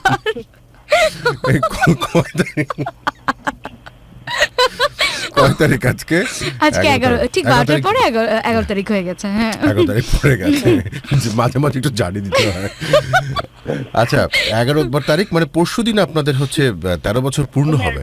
হ্যাঁ 13 বছর পূর্ণ হবে। আরে সেই রকম দিনে তো আপনাদের সাথে কথা হচ্ছে ভালোবাসার মহাকাব্য। আর মাত্র কয়েক ঘন্টা পরই, মানে 48 ঘন্টা পর আপনাদের সেই বিশেষ দিন। আচ্ছা, তারপর তো ওইকে তার গায়ে হলুদ হইলো, তারপরে 12 তারিখে তারা রওনা হয়ে গেল আমাদের ঢাকা শহরে আর কি। আমরা ঢাকাতে যেখানে ছিলাম, তারপরে সেইখানে আর কি আমি যে অফিসে চাকরি করতাম সেই অফিসে সালভেশন আর্মি নাম সেটার, ওই অফিসে আর কি যে আমার বস যারা ডাকতাম ওরা আর কি সমস্ত ব্যবস্থা করলো। আচ্ছা, এখন এখন তারা তো 45 জনের মতো আর কি বরযাত্রীতে গেছিল, বাস নিয়ে গেছে পরে ওইখানে আর কি 10:30 বাজে গেছে তখন যাইতে যাইতে। তারপরে শীতের দিন, এত ঠান্ডা, সেই ছাদের উপর, দোতলা বিল্ডিং এর ছাদের উপরে আর কি গায়ে হলুদের প্যান্ডেল করা হয়েছে। এত শীত, এই শীতের মধ্যে আর কি আমাদের গায়ে হলুদ আর কি হলো আমারটা আর কি। তারটা তো সিলেটেই হয়েছে, আমারটা আর কি ঢাকায় বিয়ে হয়েছে। তারপরে তো আবার ছেলে মেয়ের মুখ দেখা যাবে না, এরকম একটা নিয়ম আছে যে গায়ে হলুদের পর গায়ে হলুদ হয়ে গেল পর ওইটার পর এখন বিয়ে পর্যন্ত আর মুখ দেখা যাবে না। পরে তো তারে রাখছে আলাদা একটা ঘরে, আর তারা সবাই হলুদ দিয়ে আসলো। তারপরে আমি আমাদের বাসায় চলে আসলাম, আমি আর সবাই ছিল ওই অফিসেই আর কি, ওই সেন্টারেই। আর আমি আর কি আমার বাসাতে চলে আসছি, আমি আর আমার একটা মামি। তারপরে আমি শুনছি যে বিয়ের রাত্রে নাকি মেয়েরা নাকি ঘুমায় না, কিন্তু আমি যে এমন ঘুম দিছি ওই বাসায় এসে, ঠান্ডার মধ্যে ল্যাপের মধ্যে ঢুকে আমি যে ঘুম দিছি, আর সে করছে কি সারা রাত্রি আমার ফোন দিছে। সারা রাত্রি ফোন দিছে, আর ফোনটা ছিল সাইলেন্ট করা, আর আমি জানতাম না যে ফোনটা সাইলেন্ট করা ছিল, আমার ভাই সাইলেন্ট করে দিছিল আর কি। তারপরে সারা রাত ফোন দিছে, ফোন দিয়ে পায় নাই। যারে মানে চাইছে যে যাও একটু যাই বলো যে ফোনটা ধরতে, বলতেছে না এখন তো আর বাসায় যাওয়া যাবে না, গেট তালা মেরে দিছে, এখন তো আর বাসায় যাওয়া যাবে না। তো এরকম করতে করতে সকালবেলা উঠে দেখি আমি ভোরবেলা উঠছি ঘুম থেকে যে আমার বিয়ে তো আজকে। তো আমি উঠছি, আমার মামি আমার ডাইকে উঠাই নাই, আমি নিজেই উঠছি। আমি উঠার পর আর কি দেখতেছি কি 110টা মিস কল। আমি তো অবাক, কি ব্যাপার, সারা রাত্রি ফোন আসছে আর আমি একটা ফোনও ধরি নাই। এদিকে কি করছে সে আর কি, ওই ফোন আমি ফোন ধরছি না দেখিয়া সে আর তার একটা বন্ধু নিয়ে সকালবেলা আমাদের বাসায় এসে পড়ছে। তারা ছিল একটা হোটেলে, ওইখান থেকে সে আর তার বন্ধু সকালবেলা এসে পড়ছে আমাদের বাসাতে। তুমি ফোন ধরলা না কেন রাত্রে? মামি বলতেছে তুমি কেন তার মুখ দেখলা? তুমি জানো না মুখ দেখার নিয়ম নাই, বিয়ে পর্যন্ত কারো কারো মুখ দেখতে হয় না। এখন আমি করতেছে যে না ও ফোন ধরলো না কিসের জন্য, আমার সাথেই করতেছে। আর আমি বলতেছি যে ফোন যে সাইলেন্ট করা ছিল এটা তার আমি জানতাম না। পরে বলতেছে তুমি তাড়াতাড়ি যাও এখান থেকে। পরে তো ওরে পাঠাই দিল, ও চলে গেল ওইখান থেকে। পরে একটা রাগ ভাব, আমাদের তো বিয়ে হয় গির্জা ঘরে, তো আমাকে নিয়ে গেল। আপনি কি সাদা ড্রেস পরেছিলেন? কারণ আমরা সাধারণত ছবিতে দেখে থাকি যে আপনারা সাদা একটা গাউনের মতো পরেন। পরে গ্রাউন্ড পরে, কিন্তু আমাকে তারা সাদা ড্রেস দিছে না, তারা আমাকে শাড়ি দিছে। আচ্ছা, শাড়ি দিছে। তো ওই শাড়ি পরে আর কি আমাদের আর কি আমি তো গেলাম গির্জায়। তারপরে ও গেল ওইখান থেকে, ওর জায়গা ছিল সেখান থেকে। তারপরে আমাদের গির্জাতে বিয়ে হইলো। ওই বিয়ে আর কি ছবিগুলো যদি দেখাইতে পারতাম তাহলে দেখতেন যে মনে হইতেছিল মানে কি যাত্রা হইতেছে। আচ্ছা, আমি এই ক্ষেত্রে আমি মাইকেল ভাইয়ের সাথে একটু কথা বলতে চাই, রঞ্জু ভাইয়ের সাথে একটু কথা বলতে চাই। উনি আছেন, ওনাকে একটু দিন, আমরা একটু রঞ্জু ভাইয়ের সাথে কথা বলতে চাই। হ্যালো, জি রঞ্জু ভাই, এতক্ষণ তো আপনার সহধর্মিনীর বক্তব্য আমরা শুনলাম, এখন আপনার কথা একটু শুনতে চাই। আপনি বলে ছত্রিশ যাত্রা করতে বের হয়েছিলেন, উনি বলছে। ওইভাবেই গুরু, আসলে ব্যাপারটা হয়েছিল প্রচন্ড রেগেছিলেন? রেগেছিলাম, অনেক রেগেছিলাম। কি মনে হয়েছিল ওই রাত্রে আপনার, কি মনে হয়েছিল? মনে তো কি করছিল যে ওই সময় যদি পাইতাম তাইলে মনে হয় ওই রাত্রে বেলায় ওই যে যেমন বারবিকিউ খায় না ওইরকম খাইয়ে ফেলতাম। কিন্তু 2019-এর সেরা ডায়লগ ছিল, বউ যখন বারবিকিউ। কারণ ভয়ানক, স্বাভাবিক, সারা রাত যদি কাউকে কল দিয়ে না পাওয়া যায় তাহলে ওই মুহূর্তে আমরা হয়তো হাসছি, এখন মজা করছি, কিন্তু রঞ্জু ভাইয়ের ওই মুহূর্তে যা হয়েছে এটা আসলে ভয়ানক, ফিল করা যায়। তারপরে রঞ্জু ভাই ভাবে যে মানে ও যে ফোন ধরে নাই সেটা বড় বিষয় ছিল না, কিন্তু কি হয়েছিল সেটা আসলে বড়। বড় বিষয়টা এটাই ছিল যে কোনো প্রবলেম হয়েছে কিনা, কোনো কিছু হয়েছে কিনা সেটা আসলে জানাটা অনেকটা ব্যাপার ছিল, যে কিন্তু কোনোভাবেই জানতে পারতেছিলাম না। তারপর যখন বিয়ে হলো তখন পর্যন্ত কি মুড ভারী? না, তখন মুড চেঞ্জ করা লাগছে ভাইয়া, কারণ ওই সময় তো অনেক লোক আমাকে দেখছে না, একটা ব্যাপার থাকে। কারণ যদি আমি মুখ গুমরা করে থাকতাম তাইলে তো আসলে হ্যাঁ কুরকুরি দিছি। আপনাদের এই কুরকুরি ডায়লগ কিন্তু ফেমাস হয়ে গেছে, ফেমাস হয়ে যাবে, অলরেডি হয়ে গেছে, প্রচুর কমেন্ট কুরকুরি নিয়ে। ভালো, ভালোবাসা এরকম কুরকুরি দরকার। না আসলে ওই কুরকুরির ব্যাপারটা ছিল কি, মানে অতিরিক্ত টেনশন থেকে নিজেকে ফ্রি করার জন্যই কুরকুরিটা দিয়েছিলাম, আর আসলে ওই সময় ওইভাবেই চিন্তা করছিলাম যে দিলে হয়তো নিজে একটু আপনাদের কথা শুনে অনেক শ্রোতাই চেষ্টা করবে সকালে উঠে রাগ উঠলে কুরকুরি দিয়া। ভালো ভালো একটা পন্থা আপনি শেখালেন। এক ধরনের ভালোবাসা ভাইয়া। না না, সেটা অবশ্যই অবশ্যই। এত মিষ্টি ভালোবাসা যদি প্রত্যেকটি ঘরে ঘরে থাকে তাহলে তো বাংলাদেশে প্রত্যেকটি ঘর ভালোবাসায় ভরপুর থাকবে, এবং সে আশায় আমরা করি। যে কারণে আজকে আপনাদেরকে এরকমভাবে হটলাইনে নিয়ে আসা, সরাসরি স্টুডিওতে আনতে তো পারলাম না, কিন্তু হটলাইনে নিয়ে আসা আপনাদেরকে এই কারণেই। না তবে কিছু কিছু মিস করতে পার না, যেমন হ্যাঁ সেগুলো আপনি একটু বলেন, আমরা শুনতে চাই। প্রায় চিঠিতেই কিন্তু আমাদের মানে একটা ভালোবাসার যে ভাব ছিল সেটা চিঠিতেই কিন্তু হয়ে গেছিল। আচ্ছা, আমি আপনার কাছে আসতাম, বিষয়টি হলো আপনাদের বিয়ে হলো, আপনার সুখে শান্তিতে আছেন, 13 বছর উদযাপন করতে যাচ্ছেন 13 তারিখে, সেই বিষয়গুলো সবই আমরা বুঝতে পারছি। এখন আপনার কাছে আমার যে প্রশ্নটা সেটি হচ্ছে, প্রথম কখন আপনি মানে অনুভব করলেন যে আপনি পান্নাকে ভালোবাসছেন, কিংবা একটা অনুভব আপনি ফিল করছেন কখন থেকে? আমার যে ধারণাটা ভাই, আমি আসলে প্রথমে বলে ফেলি যে আমি একটু স্মৃতিশক্তি আমার একটু দুর্বল। আচ্ছা, কারণ আমার কিছু আমাদের এখানে সিলেট, আমি যেখানে বসবাস করি। আচ্ছা, আমি একটা অনুরোধ করতে পারি আপনাকে? হ্যাঁ হ্যাঁ হ্যাঁ। আপনি কি সিলেট ভাষায় একটু কথা বলতে পারেন আমার সাথে?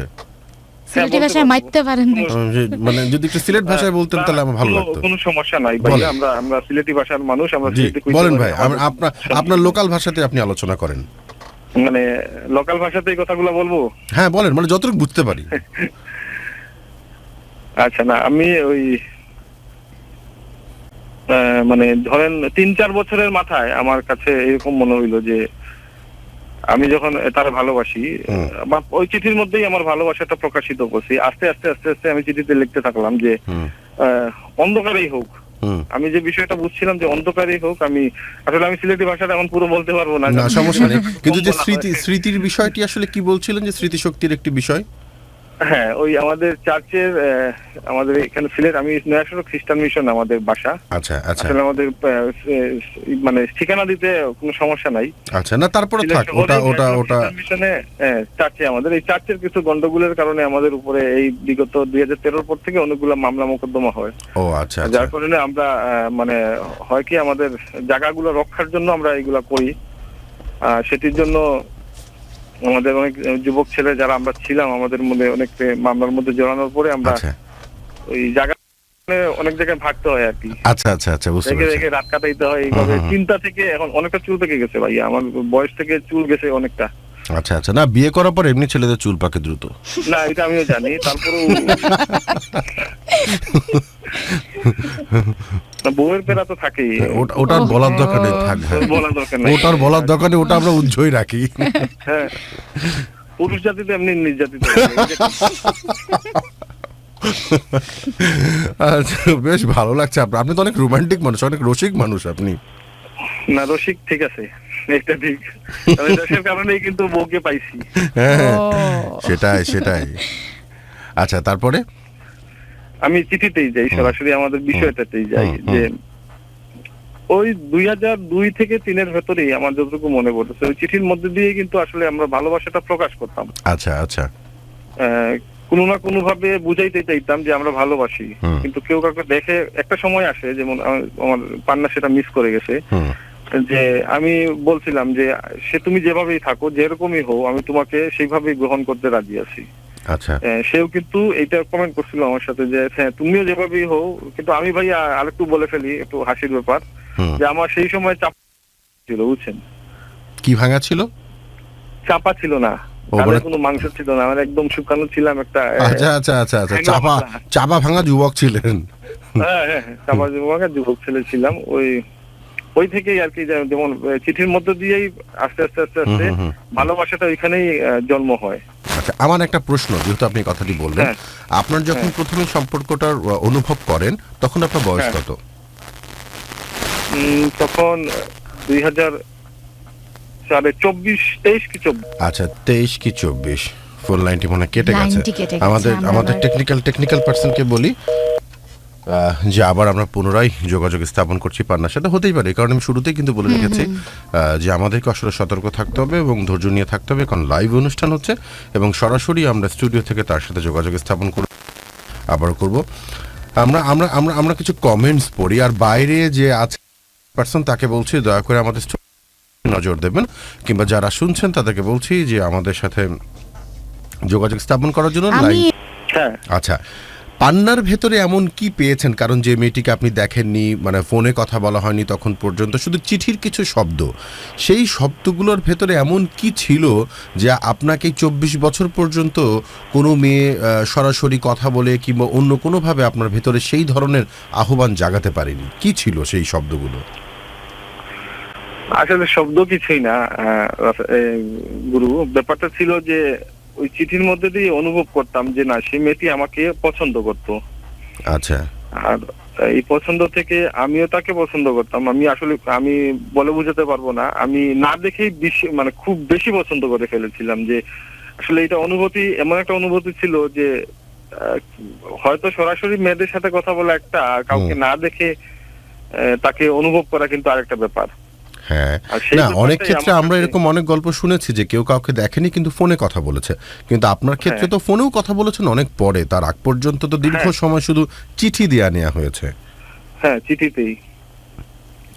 আচ্ছা, চিঠিতেই সব ছিল, মানে চিঠিতে অনেক সময় হয়তো কি আমার অনুভূতিগুলো আমি চিঠিতে লিখতাম, যে আমার এই ব্যাপারগুলো, যেমন আমি যেটা বলতে চাবো যে ওই যে আমার যেমন একটা বিষয় ছিল যে আমি এই জিনিসগুলো করতে পারতাম না, আমার যে পছন্দ অপছন্দ এইগুলা কিন্তু তাকে আমি ওই সময় লিখে দিতাম যে আমার এইগুলো পছন্দ না, ওইগুলো পছন্দ না, মানে ট্রিট করা, যেটা ওকে বুঝাইতে চাইতাম যে আমি তোমাকে সেইভাবে পছন্দ করি যে আমি যেগুলো পছন্দ করি না তুমি এগুলো করতে পারবে না।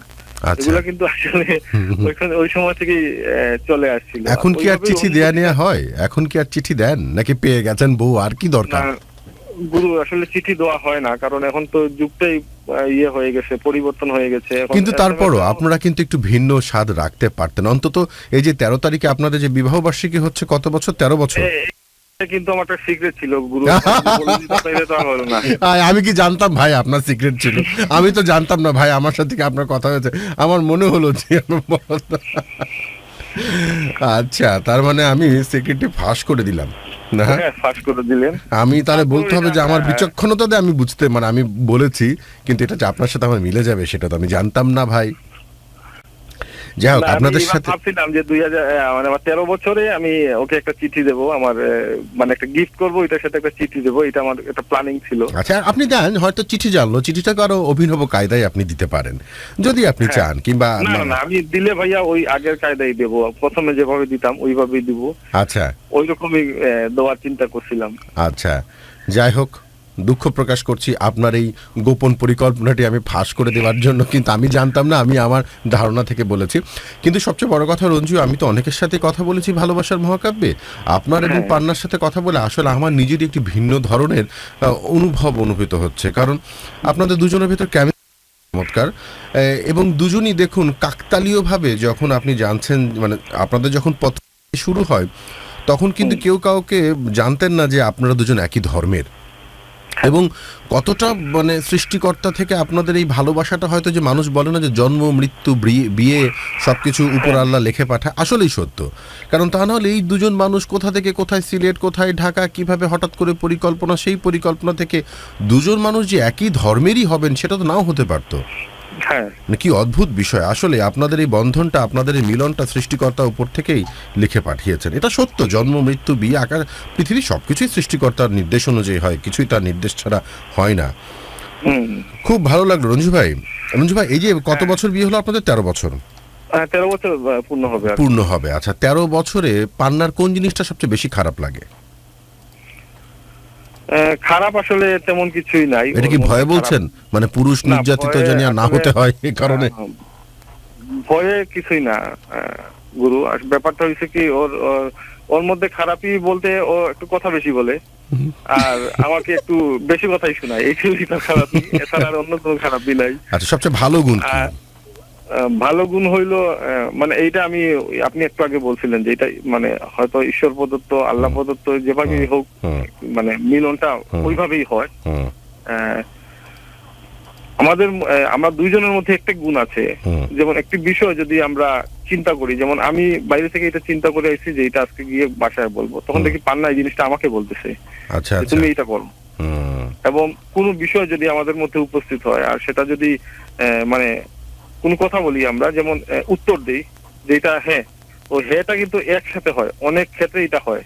আচ্ছা আচ্ছা, মানে দুজনই একই জিনিস ভাবছেন, একই সাথে বলে ফেলেন। জিনিস ভাবছি এবং উত্তর একটাই। আচ্ছা আচ্ছা, চমৎকার চমৎকার। এই জিনিসটা কি হয় এবং মানে আসলেই আমি বলবো যে এটা ঈশ্বর গল্পদত্ত আমাদের, কারণ এইগুলা একটা আধ্যাত্মিকতার ব্যাপার থাকে। অবশ্যই অবশ্যই সেটি অনুভব করি যে আসলে ওকে পেয়ে আমি আজকে বলতে চাই আসলে গুরু, আমি এর মধ্যে বলেন, সবাই শুনছে, লক্ষ কোটি মানুষ শুনছে। আমি সুখী এবং ঈশ্বর আমার জন্য যা রেখেছিলেন তাই উনি আসলে নিজ হাতে আমাকে এটা তুলে দিয়েছেন। এটা আসলে আমার জীবনের সবচেয়ে বড় প্রাপ্তি। চমৎকার। এবং সবচেয়ে বড় প্রাপ্তি এই জন্যই যে আমার বাবা মা আমার পছন্দের উপরে ওনারাও যখন তাকে দেখতে গেছে, কিন্তু তারাও কোনো সময় না বলে নাই যে না এই মেয়ে হবে না, কিংবা এই কোনো কিছুই না বলে নাই, সবকিছুতে তারাও হ্যাঁ বলছে। মানে আমাদের এই চরিত্রের মধ্যে কোনো ভিলেন ছিল না। চমৎকার চমৎকার। এরকম যদি প্রত্যেকটি মানুষের কপালে জুটতো তাহলে তার কথাই ছিল না। তারপরও আমরা আশা নিয়ে থাকি, আমরা ভালোবাসা বিশ্বাস করি, আমরা ভালোবাসাকে শ্রদ্ধা করি। চমৎকার লাগলো রঞ্জু ভাই, আপনার সাথে কথা বলে খুব ভালো লাগলো, এবং আপনার কুরকুরি বজায় রাখবেন। ছেলেটাও সেটা শিখেছে। আশা করি সে তার সহধর্মিনীকে বলবে যে আমি আমার বাবার কাছ থেকে শিখেছি।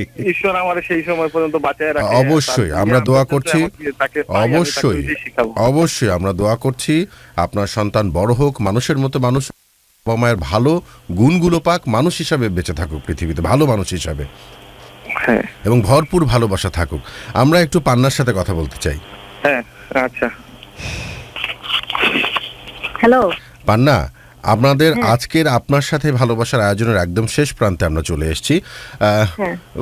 রঞ্জু ভাই তো বললই যে সে মানে ধন্য এবং গড নিজে হাতে তার জন্য এই উপহারটি রেখেছে, যেটি হচ্ছে আপনি কি এমন কিছু বলতে চান যে আজ অবধি হয়তো রঞ্জুকে বলা হয়নি? হ্যাঁ, সেটা বলা হয় নাই।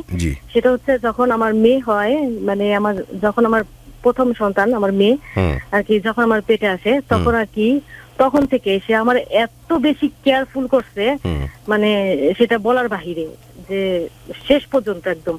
আর আমার ঘরেই আর কি আমার ডেলিভারিটা হয়। আমার শাশুড়ি সে একজন মানে নার্স ছিল, তো সেই আর কি আমার ছিল আর কি আমার সাথে তখন।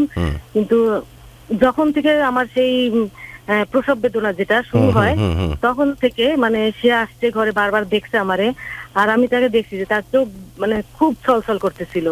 হ্যাঁ, মানে তার মানে আমার যে কষ্টটা হইতেছিল সেই কষ্টটা সে আর কি অনুভব করছে, সে নিজে ফিল করছিল। এবং সে বারবার মানে আমার সামনে থেকে চলে যেতেছে। আর সে আর কি পরে শুনছি যে সে নাকি গির্জা ঘরের গেটের কাছে যাইয়া মানে পা হাঁটু বেড়ে আর কি সে প্রার্থনা করছে যে তার কষ্টটা কমাই দাও, কিছু কমাও তুমি তার কষ্ট। মানে এইটার জন্য সে খুব লোভ হচ্ছে পান্না, ভালোবাসার গল্প শুনে খুব লোভ হচ্ছে যে প্রত্যেকটা মানুষের জীবনে যারা ভালোবাসে, প্রত্যেকটা মানুষের জীবন যদি এত সুন্দর ভালোবাসা থাকতো।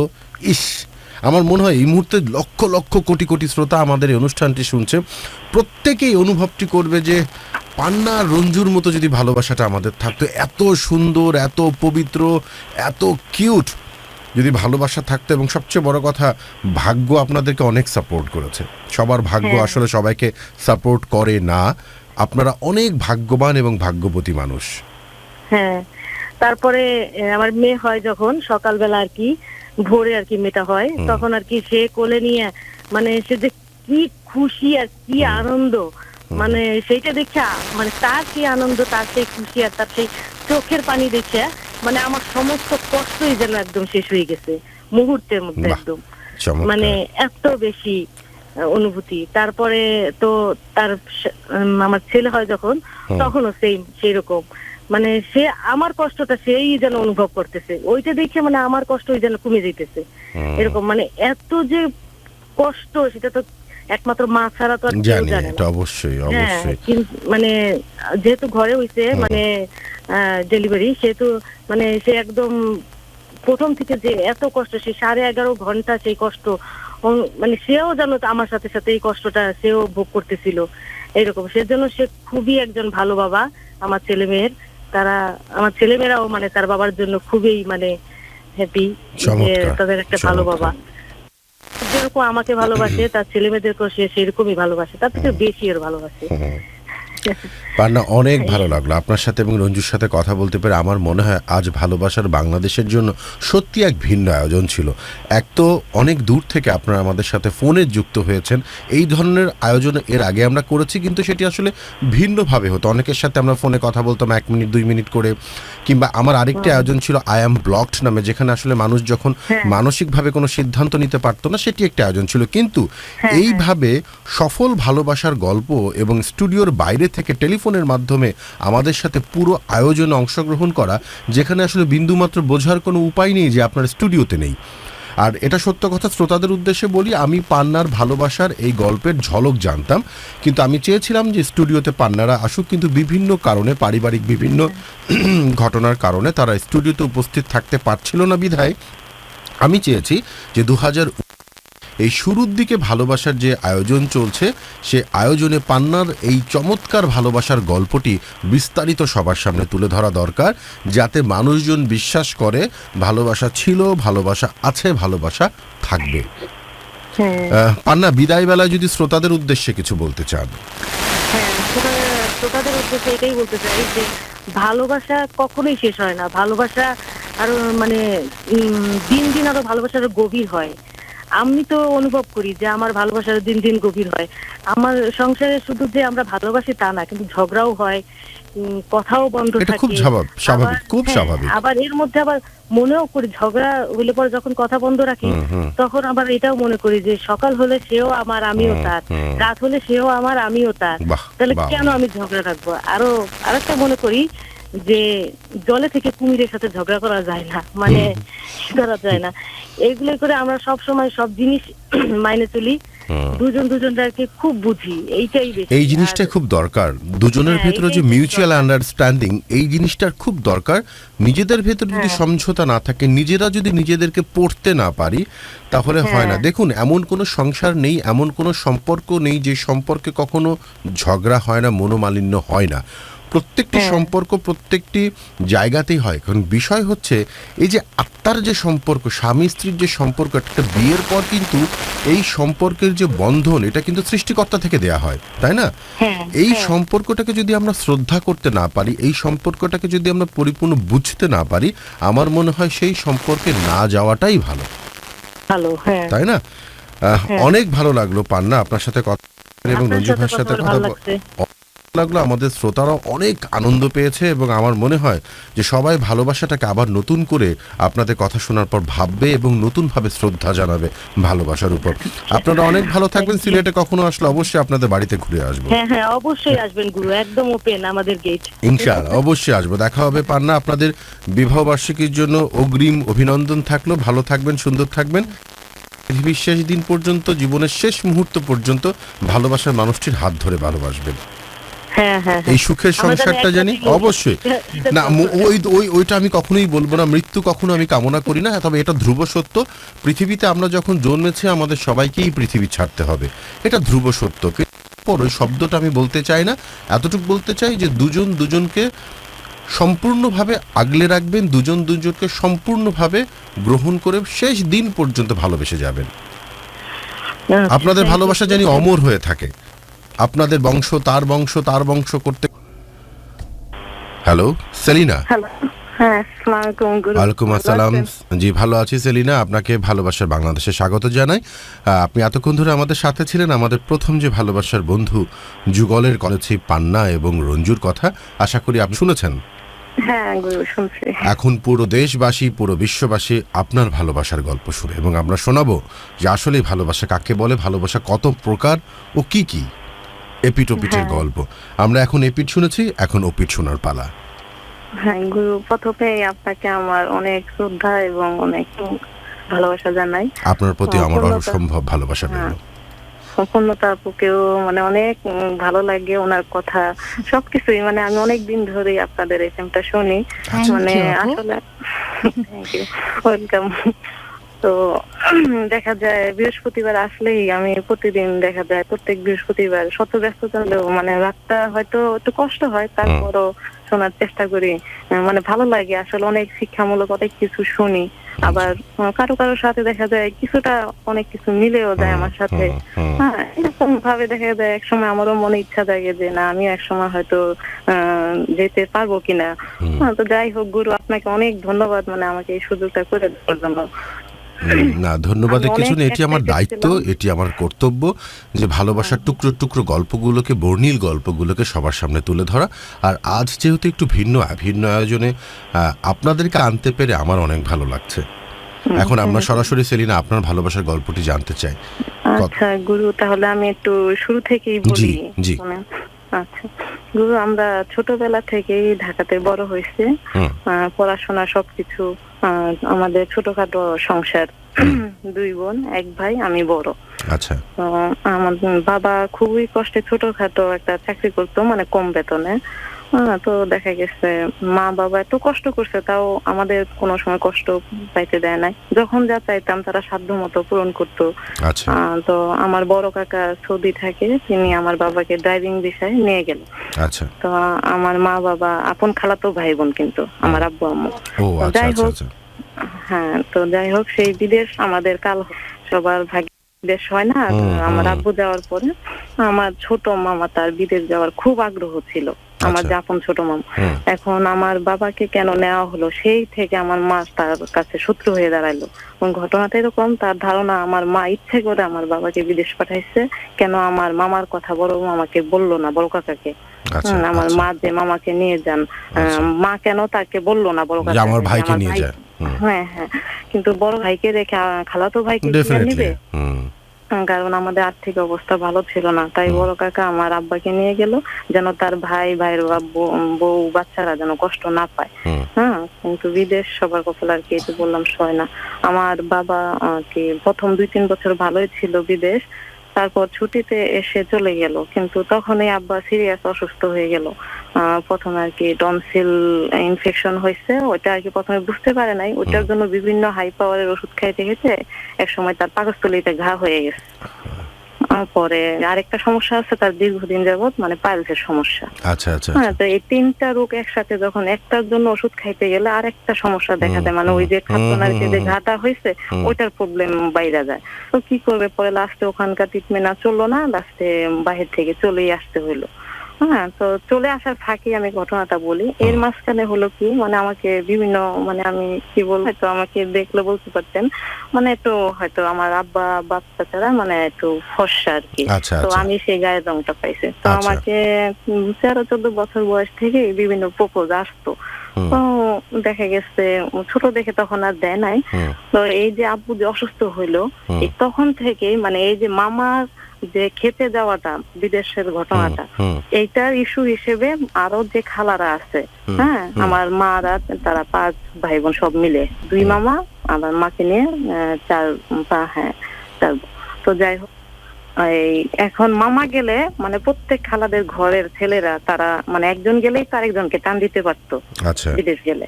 হ্যাঁ, এই ইস্যুটা ধরে সবাই খেপে গেল। তো আমার যত ভালো ভালো প্রপোজাল গুলো তারা দেখা গেছে সরাই দিত, যাতে আমার ভালো জায়গায় বিয়ে না হয়।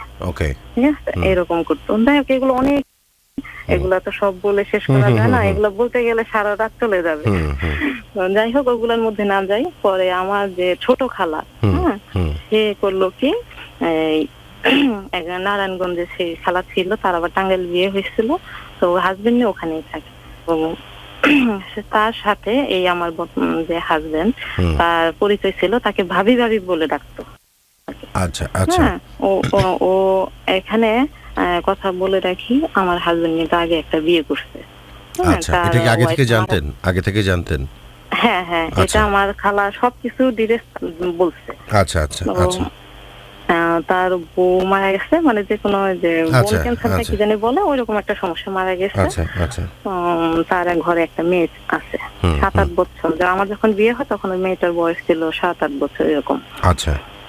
তো যাই হোক, এখন সব আত্মীয়রা মানে বিয়েটা হওয়ার আগে বুঝাইলো, সব খালারা আর ওই ছোট খালা সহ, যে ওর বাবার যে এই অবস্থা, হ্যাঁ 2টা মেয়েকে নিয়ে তোমরা কিভাবে কি করবা, ওর বাবা যদি ভালো মন্দ কিছু হয়ে যায় তাহলে তো দেখা গেল মেয়ে 2টাকে নিয়ে ভীষণ বিপদে পড়বে। এটা আমার আম্মুকে মানে ব্রেন ওয়াশ করা যেটা বলে, হ্যাঁ এভাবে করতেছে।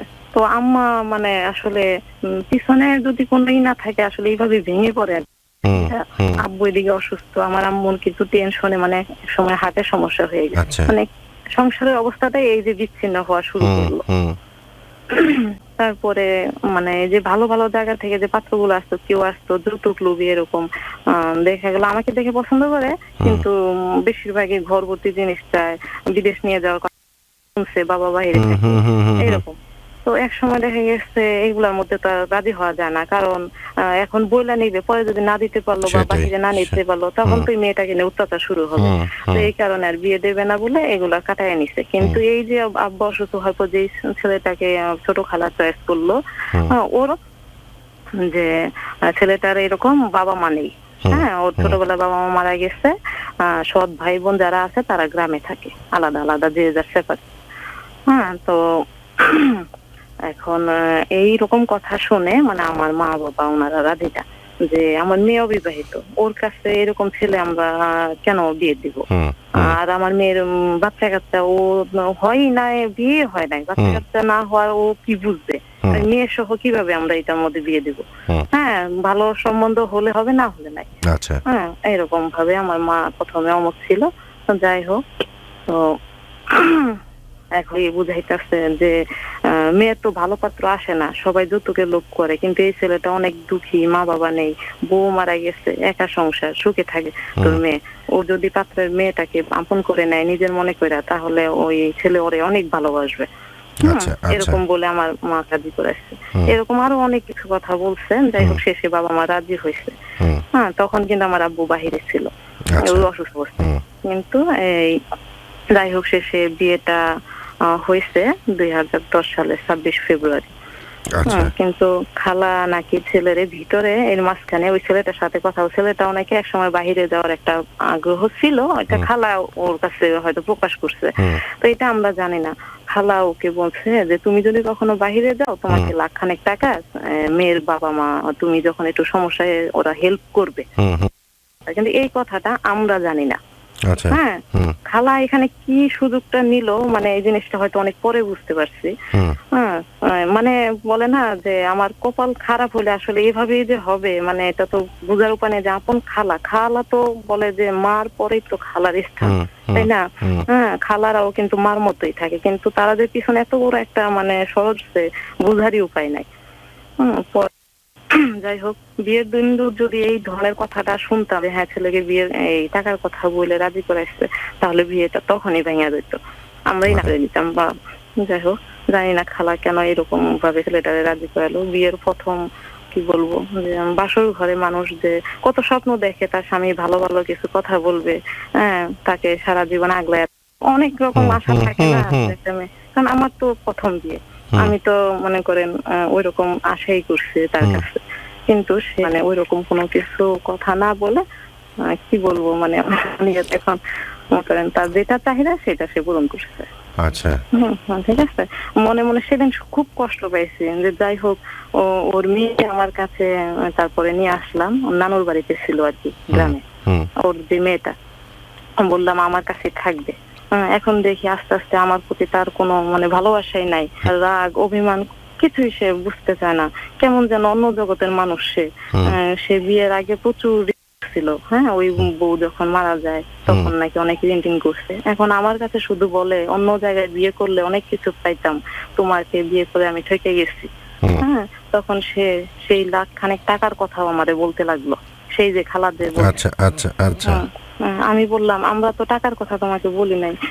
সে কোনো কথাই শুনতে চায় না, দিন যত যায় সে কাজকর্ম করে না ঠিক মতো, একদিন গেলে 10 দিন বসে খায়, এরকম অবস্থা। ধার দেনা আরো বাড়তে লাগলো, ঘর ভাড়া 2-3 মাসে আটকে যায়। খালাকে যখন এসব প্রশ্ন করি, খালা বলে ঠিক হয়ে যাবে। খালা কিন্তু আমাদের পাশেই থাকে, আমাকে একদম ওর নিয়ে আসা, মানে পাশের রুমেই ভাড়া রাখছে, একদম ফেস টু ফেস।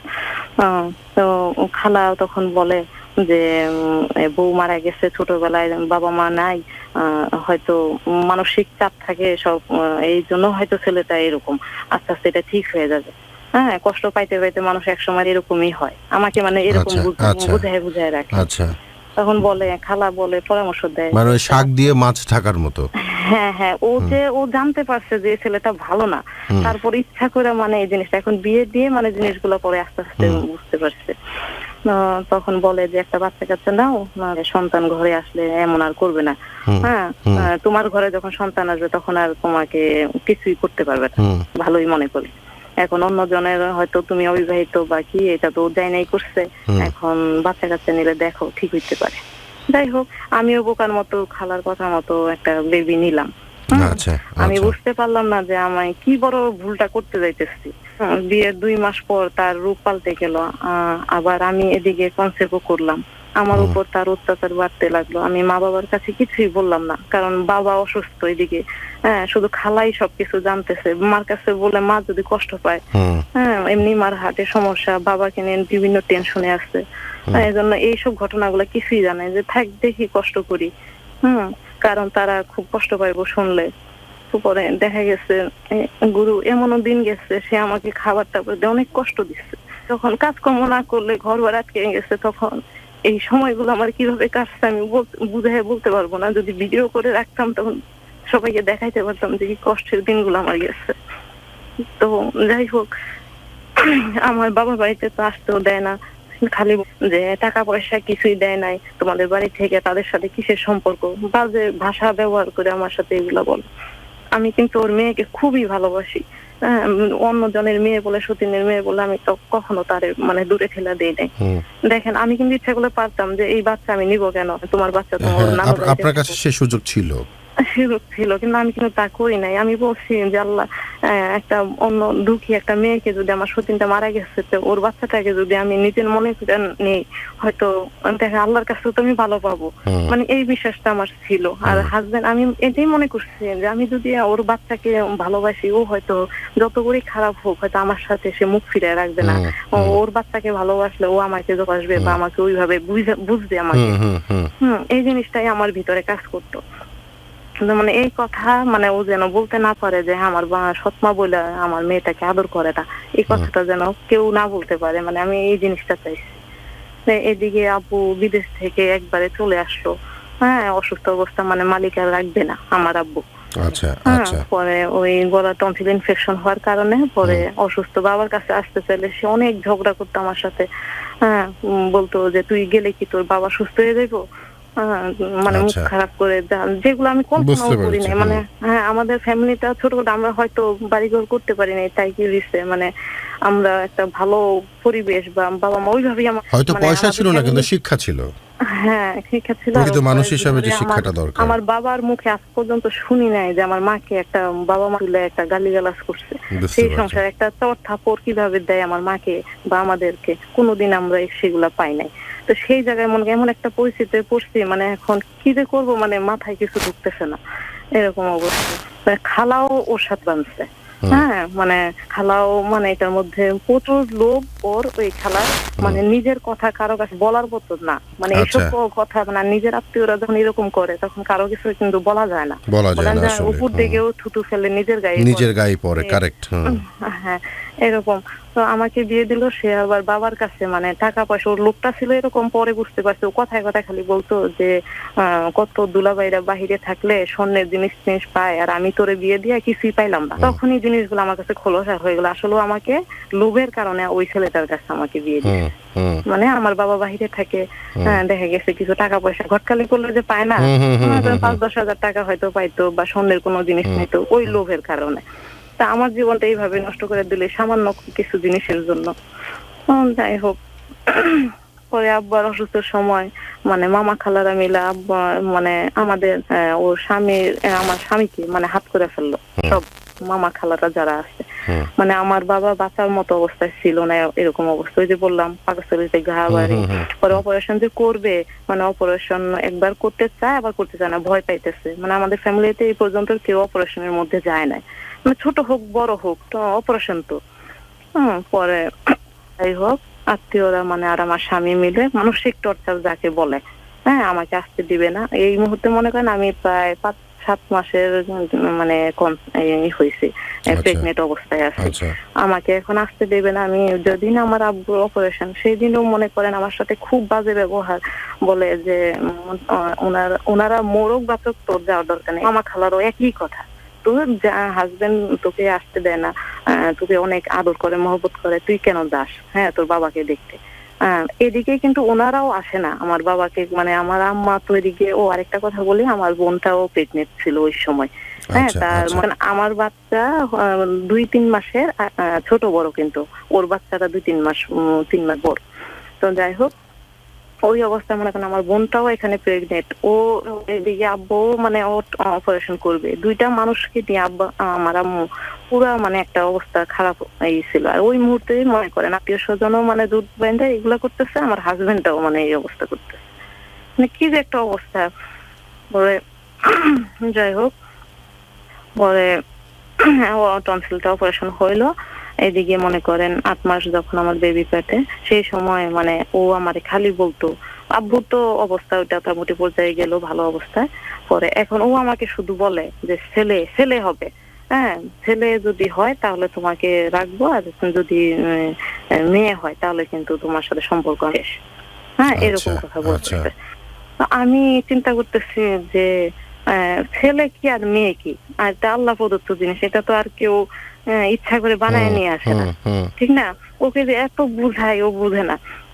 বিভিন্ন কথা বলি, নবীদের কাহিনী বলি, যে দেখো আমাদের নবীজির ঘরে তো 4টা মেয়ে, তারপরও তো উনি বলছে যে যার ঘরে একটা করে মেয়ে থাকবে তার ঘরে এরকম বেহেশত একটা করে, এরকম ভাবে বুঝাই বিভিন্ন কথা, বুঝে না।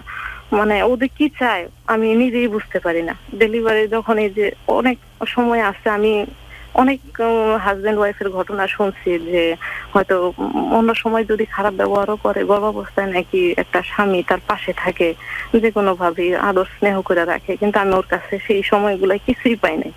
সে আমার সাথে দূর ব্যবহার করতো। আর বললাম না আমি মানে শুকায় কঙ্কাল হয়ে গেছিলাম। আমার বাবার বাড়িতে আসতে দিত না। আমার আম্মু যদি মানে আমাকে কিছু খাবার জিনিস নিয়ে যাইতো, ও খায়া বসে থাকতো। মানে মনে হয় কি ওই মনে হয় আমার জন্য যেগুলো নিয়ে আসতো ওই খায়া বসে থাকতো। এরকম মানে আমাকে খাইতে দেবে না। ও মানে আমি যদি ওর চোখের সামনে থেকে যদি বিদায় হয়ে যায়, মনে হয় ভালো থাকে, শান্তি পায়। অশিক্ষিত মহিলা তাদেরকে দেখায়, আমাকে কোনো চেক আপে নেয় না।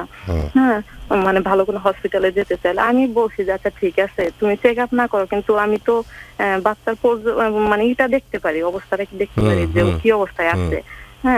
ছেলে মেয়ে ওইটা আমার দেখার দরকার নাই, কিন্তু আমি যেন দেখতে পাই যে বাচ্চাটা সুস্থ আছে কিনা, এইটাই। আমারও ইচ্ছা ছিল যে বাসায় নর্মাল ডেলিভারি হোক।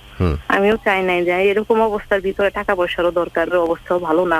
আর ওকেও আমি চাই নাই যে ও অসুস্থ দিতে থাকুক টাকা পয়সার ব্যাপার নিয়ে। যাই হোক পরে ও আমাকে এখন আসতে দেবে না ডেলিভারির সময়টায়।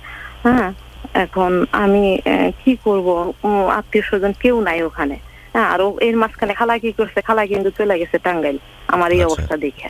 মানে ঘটনা দিয়ে চলে গেল, শ্বশুর বাড়িতে চলে গেল, ওখান থেকে ভাড়াও উনিও ছিল, চলে গেছে। এখন আমি ওই মুহূর্তে এখন ডেলিভারির সময় এখন ভাড়াটিয়ারা কি আমার সেবা যত্ন করবে না আমার মা থাকবে, আর প্রথম বাচ্চা আমার। তো যাই হোক মাকে খবর দিলাম, মা এক প্রকার জোর জবরদস্ত করে ঝগড়া বিবাদ করেই মানে আমাকে নিয়ে আসে বাবার বাড়িতে। তো তাকে খবর যখন 3টা ডেট আমার ওভার হয়ে গেছে, বাচ্চা মানে যে প্রেগন্যান্সির সময় যে ব্যথা ওঠে সেই জিনিসটা আমার হয় নাই। তো যাই হোক আমি নিজে থেকেই পরে এক সময় হসপিটালে গেছি, যাই দেখি ম্যাডাম বলতেছে যে বাচ্চা হওয়ার কোনো সম্ভাবনাই, মানে নর্মালি হওয়ার সম্ভাবনা নাই, পানি নাই ভিতরে, তো যেটা আছে ওটা দিয়ে নর্মালি হবে না বাচ্চা। তো এখন এই অবস্থা আপনাদের সিজার করতে হবে। আমার ছোট বোনের হাজবেন্ড ওকে ডাইকা নিয়ে আসলো ফোন দিয়ে, ও আসবে না, ও রাগ যে কেন আমার থেকে এইভাবে নিয়ে গেল। প্রেগনেন্ট এখানেই বাচ্চা হইতো, আমি দেখতাম, ভালো মনে আমি বুঝতাম, কেন নিয়ে গেল। যাই হোক অনেক রিকোয়েস্ট করে হাতে পায়ে ধরে ওকে নিয়ে আসা হয়েছে। এখন ও আইসা এখন মানে পালায়া যেতে চাইতেছে, থাকবে না এখানে হসপিটালে। কেন থাকবে না? মানে সিগনেচার করতে হবে, সিগনেচার করলেই তো স্বামীর দায়িত্ব নিতে হবে, হ্যাঁ, বন্ড সই করতে হবে। হ্যাঁ, ওটা করতে হবে, ও করবে না এগুলা। পরে ছোট বোনের জামাই অনেক রিকোয়েস্ট করে বুঝে পরে রাখছে। সেই শুক্রবারে মনে করেন ফেব্রুয়ারির 2011 সালের ফেব্রুয়ারির 25 তারিখ। তো ওই দিন আর কি কোনো ডাক্তার আসে না আর কি ওই দিন, আমার জন্য শুধু ফোন করে ওই ম্যাডামটাকে নিয়ে আসলো। যাই হোক, পরে এমন একটা হসপিটালে হয়েছে, বিশ্বাস করবেন না, নতুন হসপিটালটা আমাদের এখানে, ওখানে প্রথম সিজারের রোগী আমিই ছিলাম।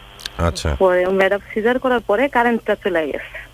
তাহলে জেনারেটরের কাছে তো অবশ্যই লোক থাকা, এটার কাছে লোক নাই।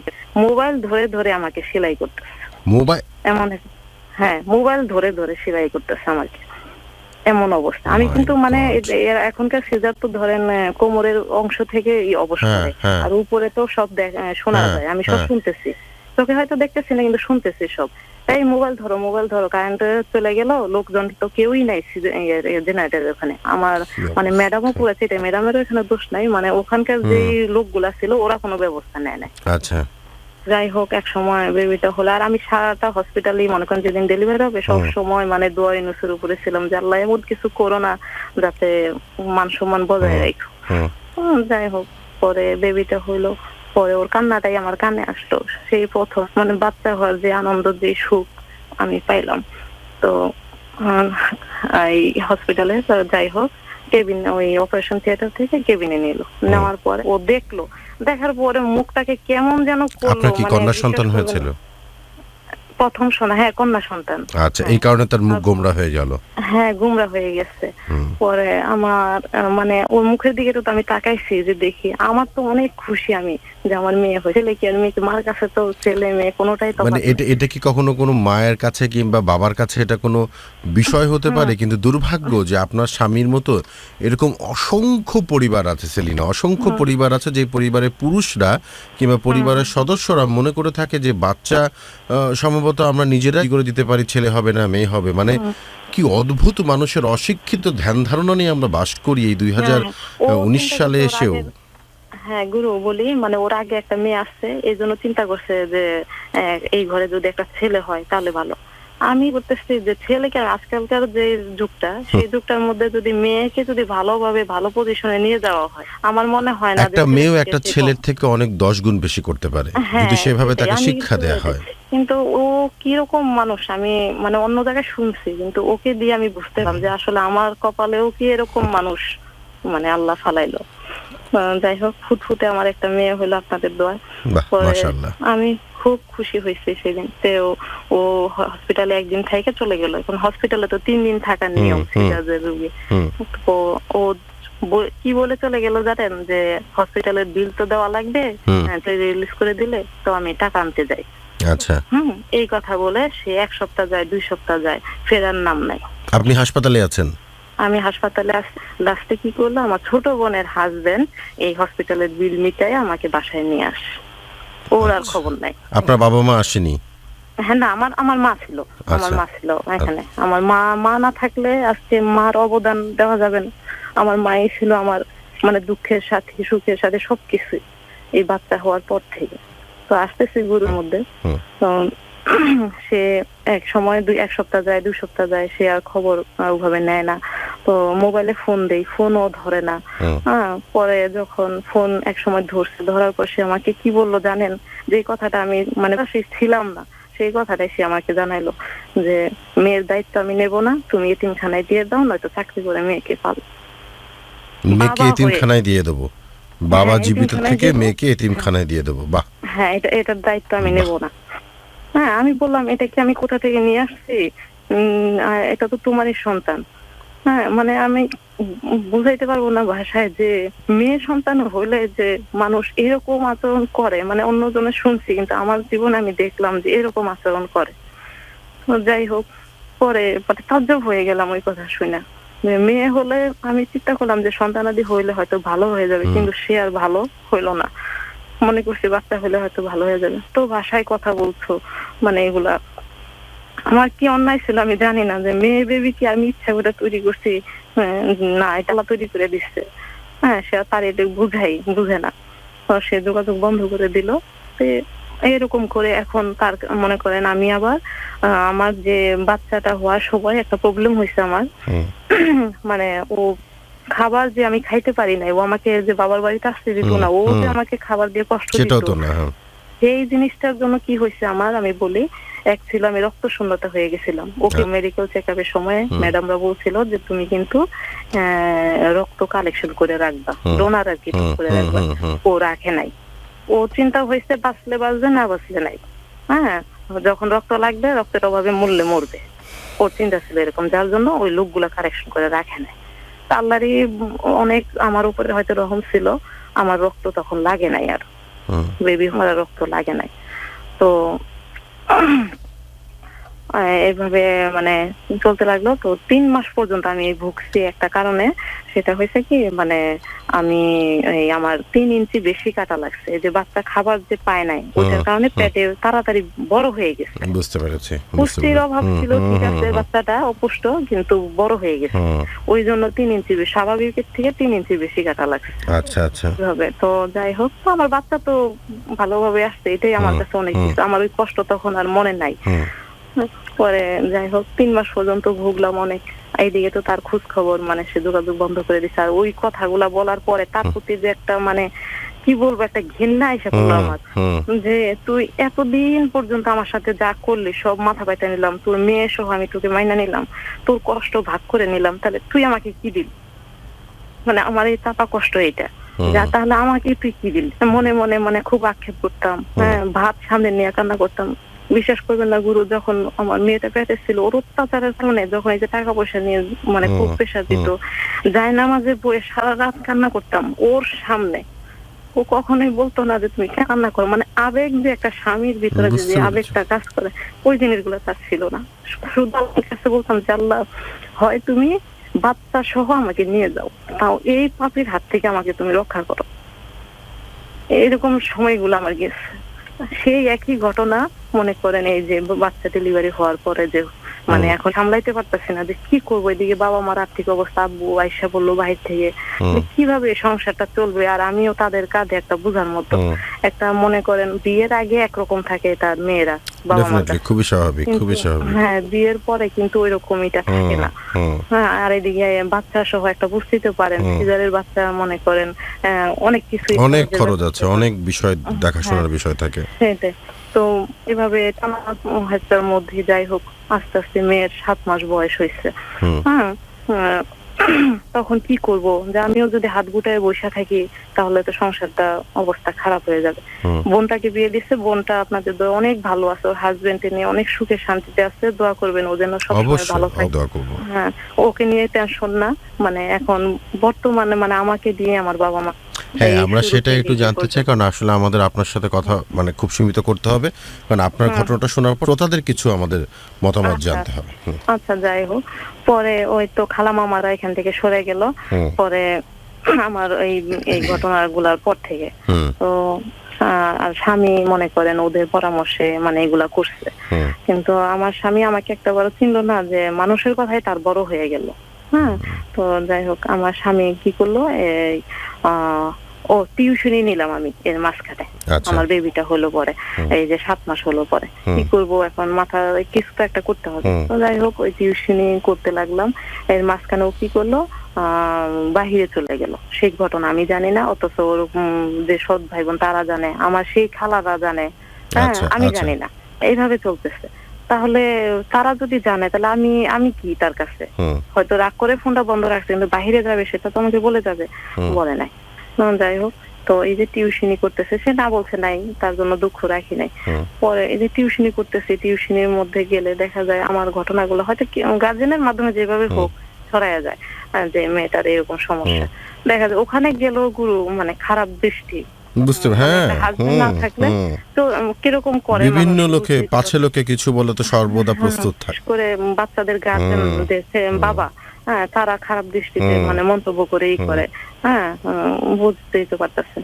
যাই হোক এই মেয়েটা সারাদিন দেখা যায় আমাকে পায় না, রাতে শুধু পায় আমাকে, শুনে হয়তো বাড়াই নিচ্ছে যে সংসারটা কিভাবে চলবে, বাচ্চার দুধের খরচ সবকিছু। তো যাই হোক 4 বছর পর্যন্ত অপেক্ষায় থাকলাম, দেখি তবু যদি এবং এই আসে। 4 বছর আপনার স্বামীর সাথে কোনো ধরনের যোগাযোগ নেই? হ্যাঁ, যোগাযোগ বলতে কি মানে হালকা পাতলা ফোন দিত ওই আচ্ছা। বাহির থেকে, টাকা পয়সার কোনো নাম গন্ধ নাই। এই যে আচ্ছা। বেবিটা যে হয়েছিল আমাকে যে মানে চালাবে ওইরকম কোনো না। ফোন দিয়ে কি হ্যাঁ। বলতো? একদম ফোন সংক্ষেপে দিয়ে- বলতে হবে সেলিনা এখন আমাদেরকে। হ্যাঁ হ্যাঁ, সে খালি রাগারাগি করতো যে আমি কিছুই করতে পারবো, ওই সেই আগের কথা। আচ্ছা আচ্ছা হ্যাঁ, আচ্ছা, পরে ওকে। এরকম কাকুতি মিনতি এক সময় করছে, কইরা তারপরে সে আসার জন্য আমার কাছে যে ভুল হয়ে গেছে আমি আবার আসবো। তা আমি তাকে শর্ত দিলাম যে আমি টিউশনি কিন্তু ছাড়বো না, কারণ সে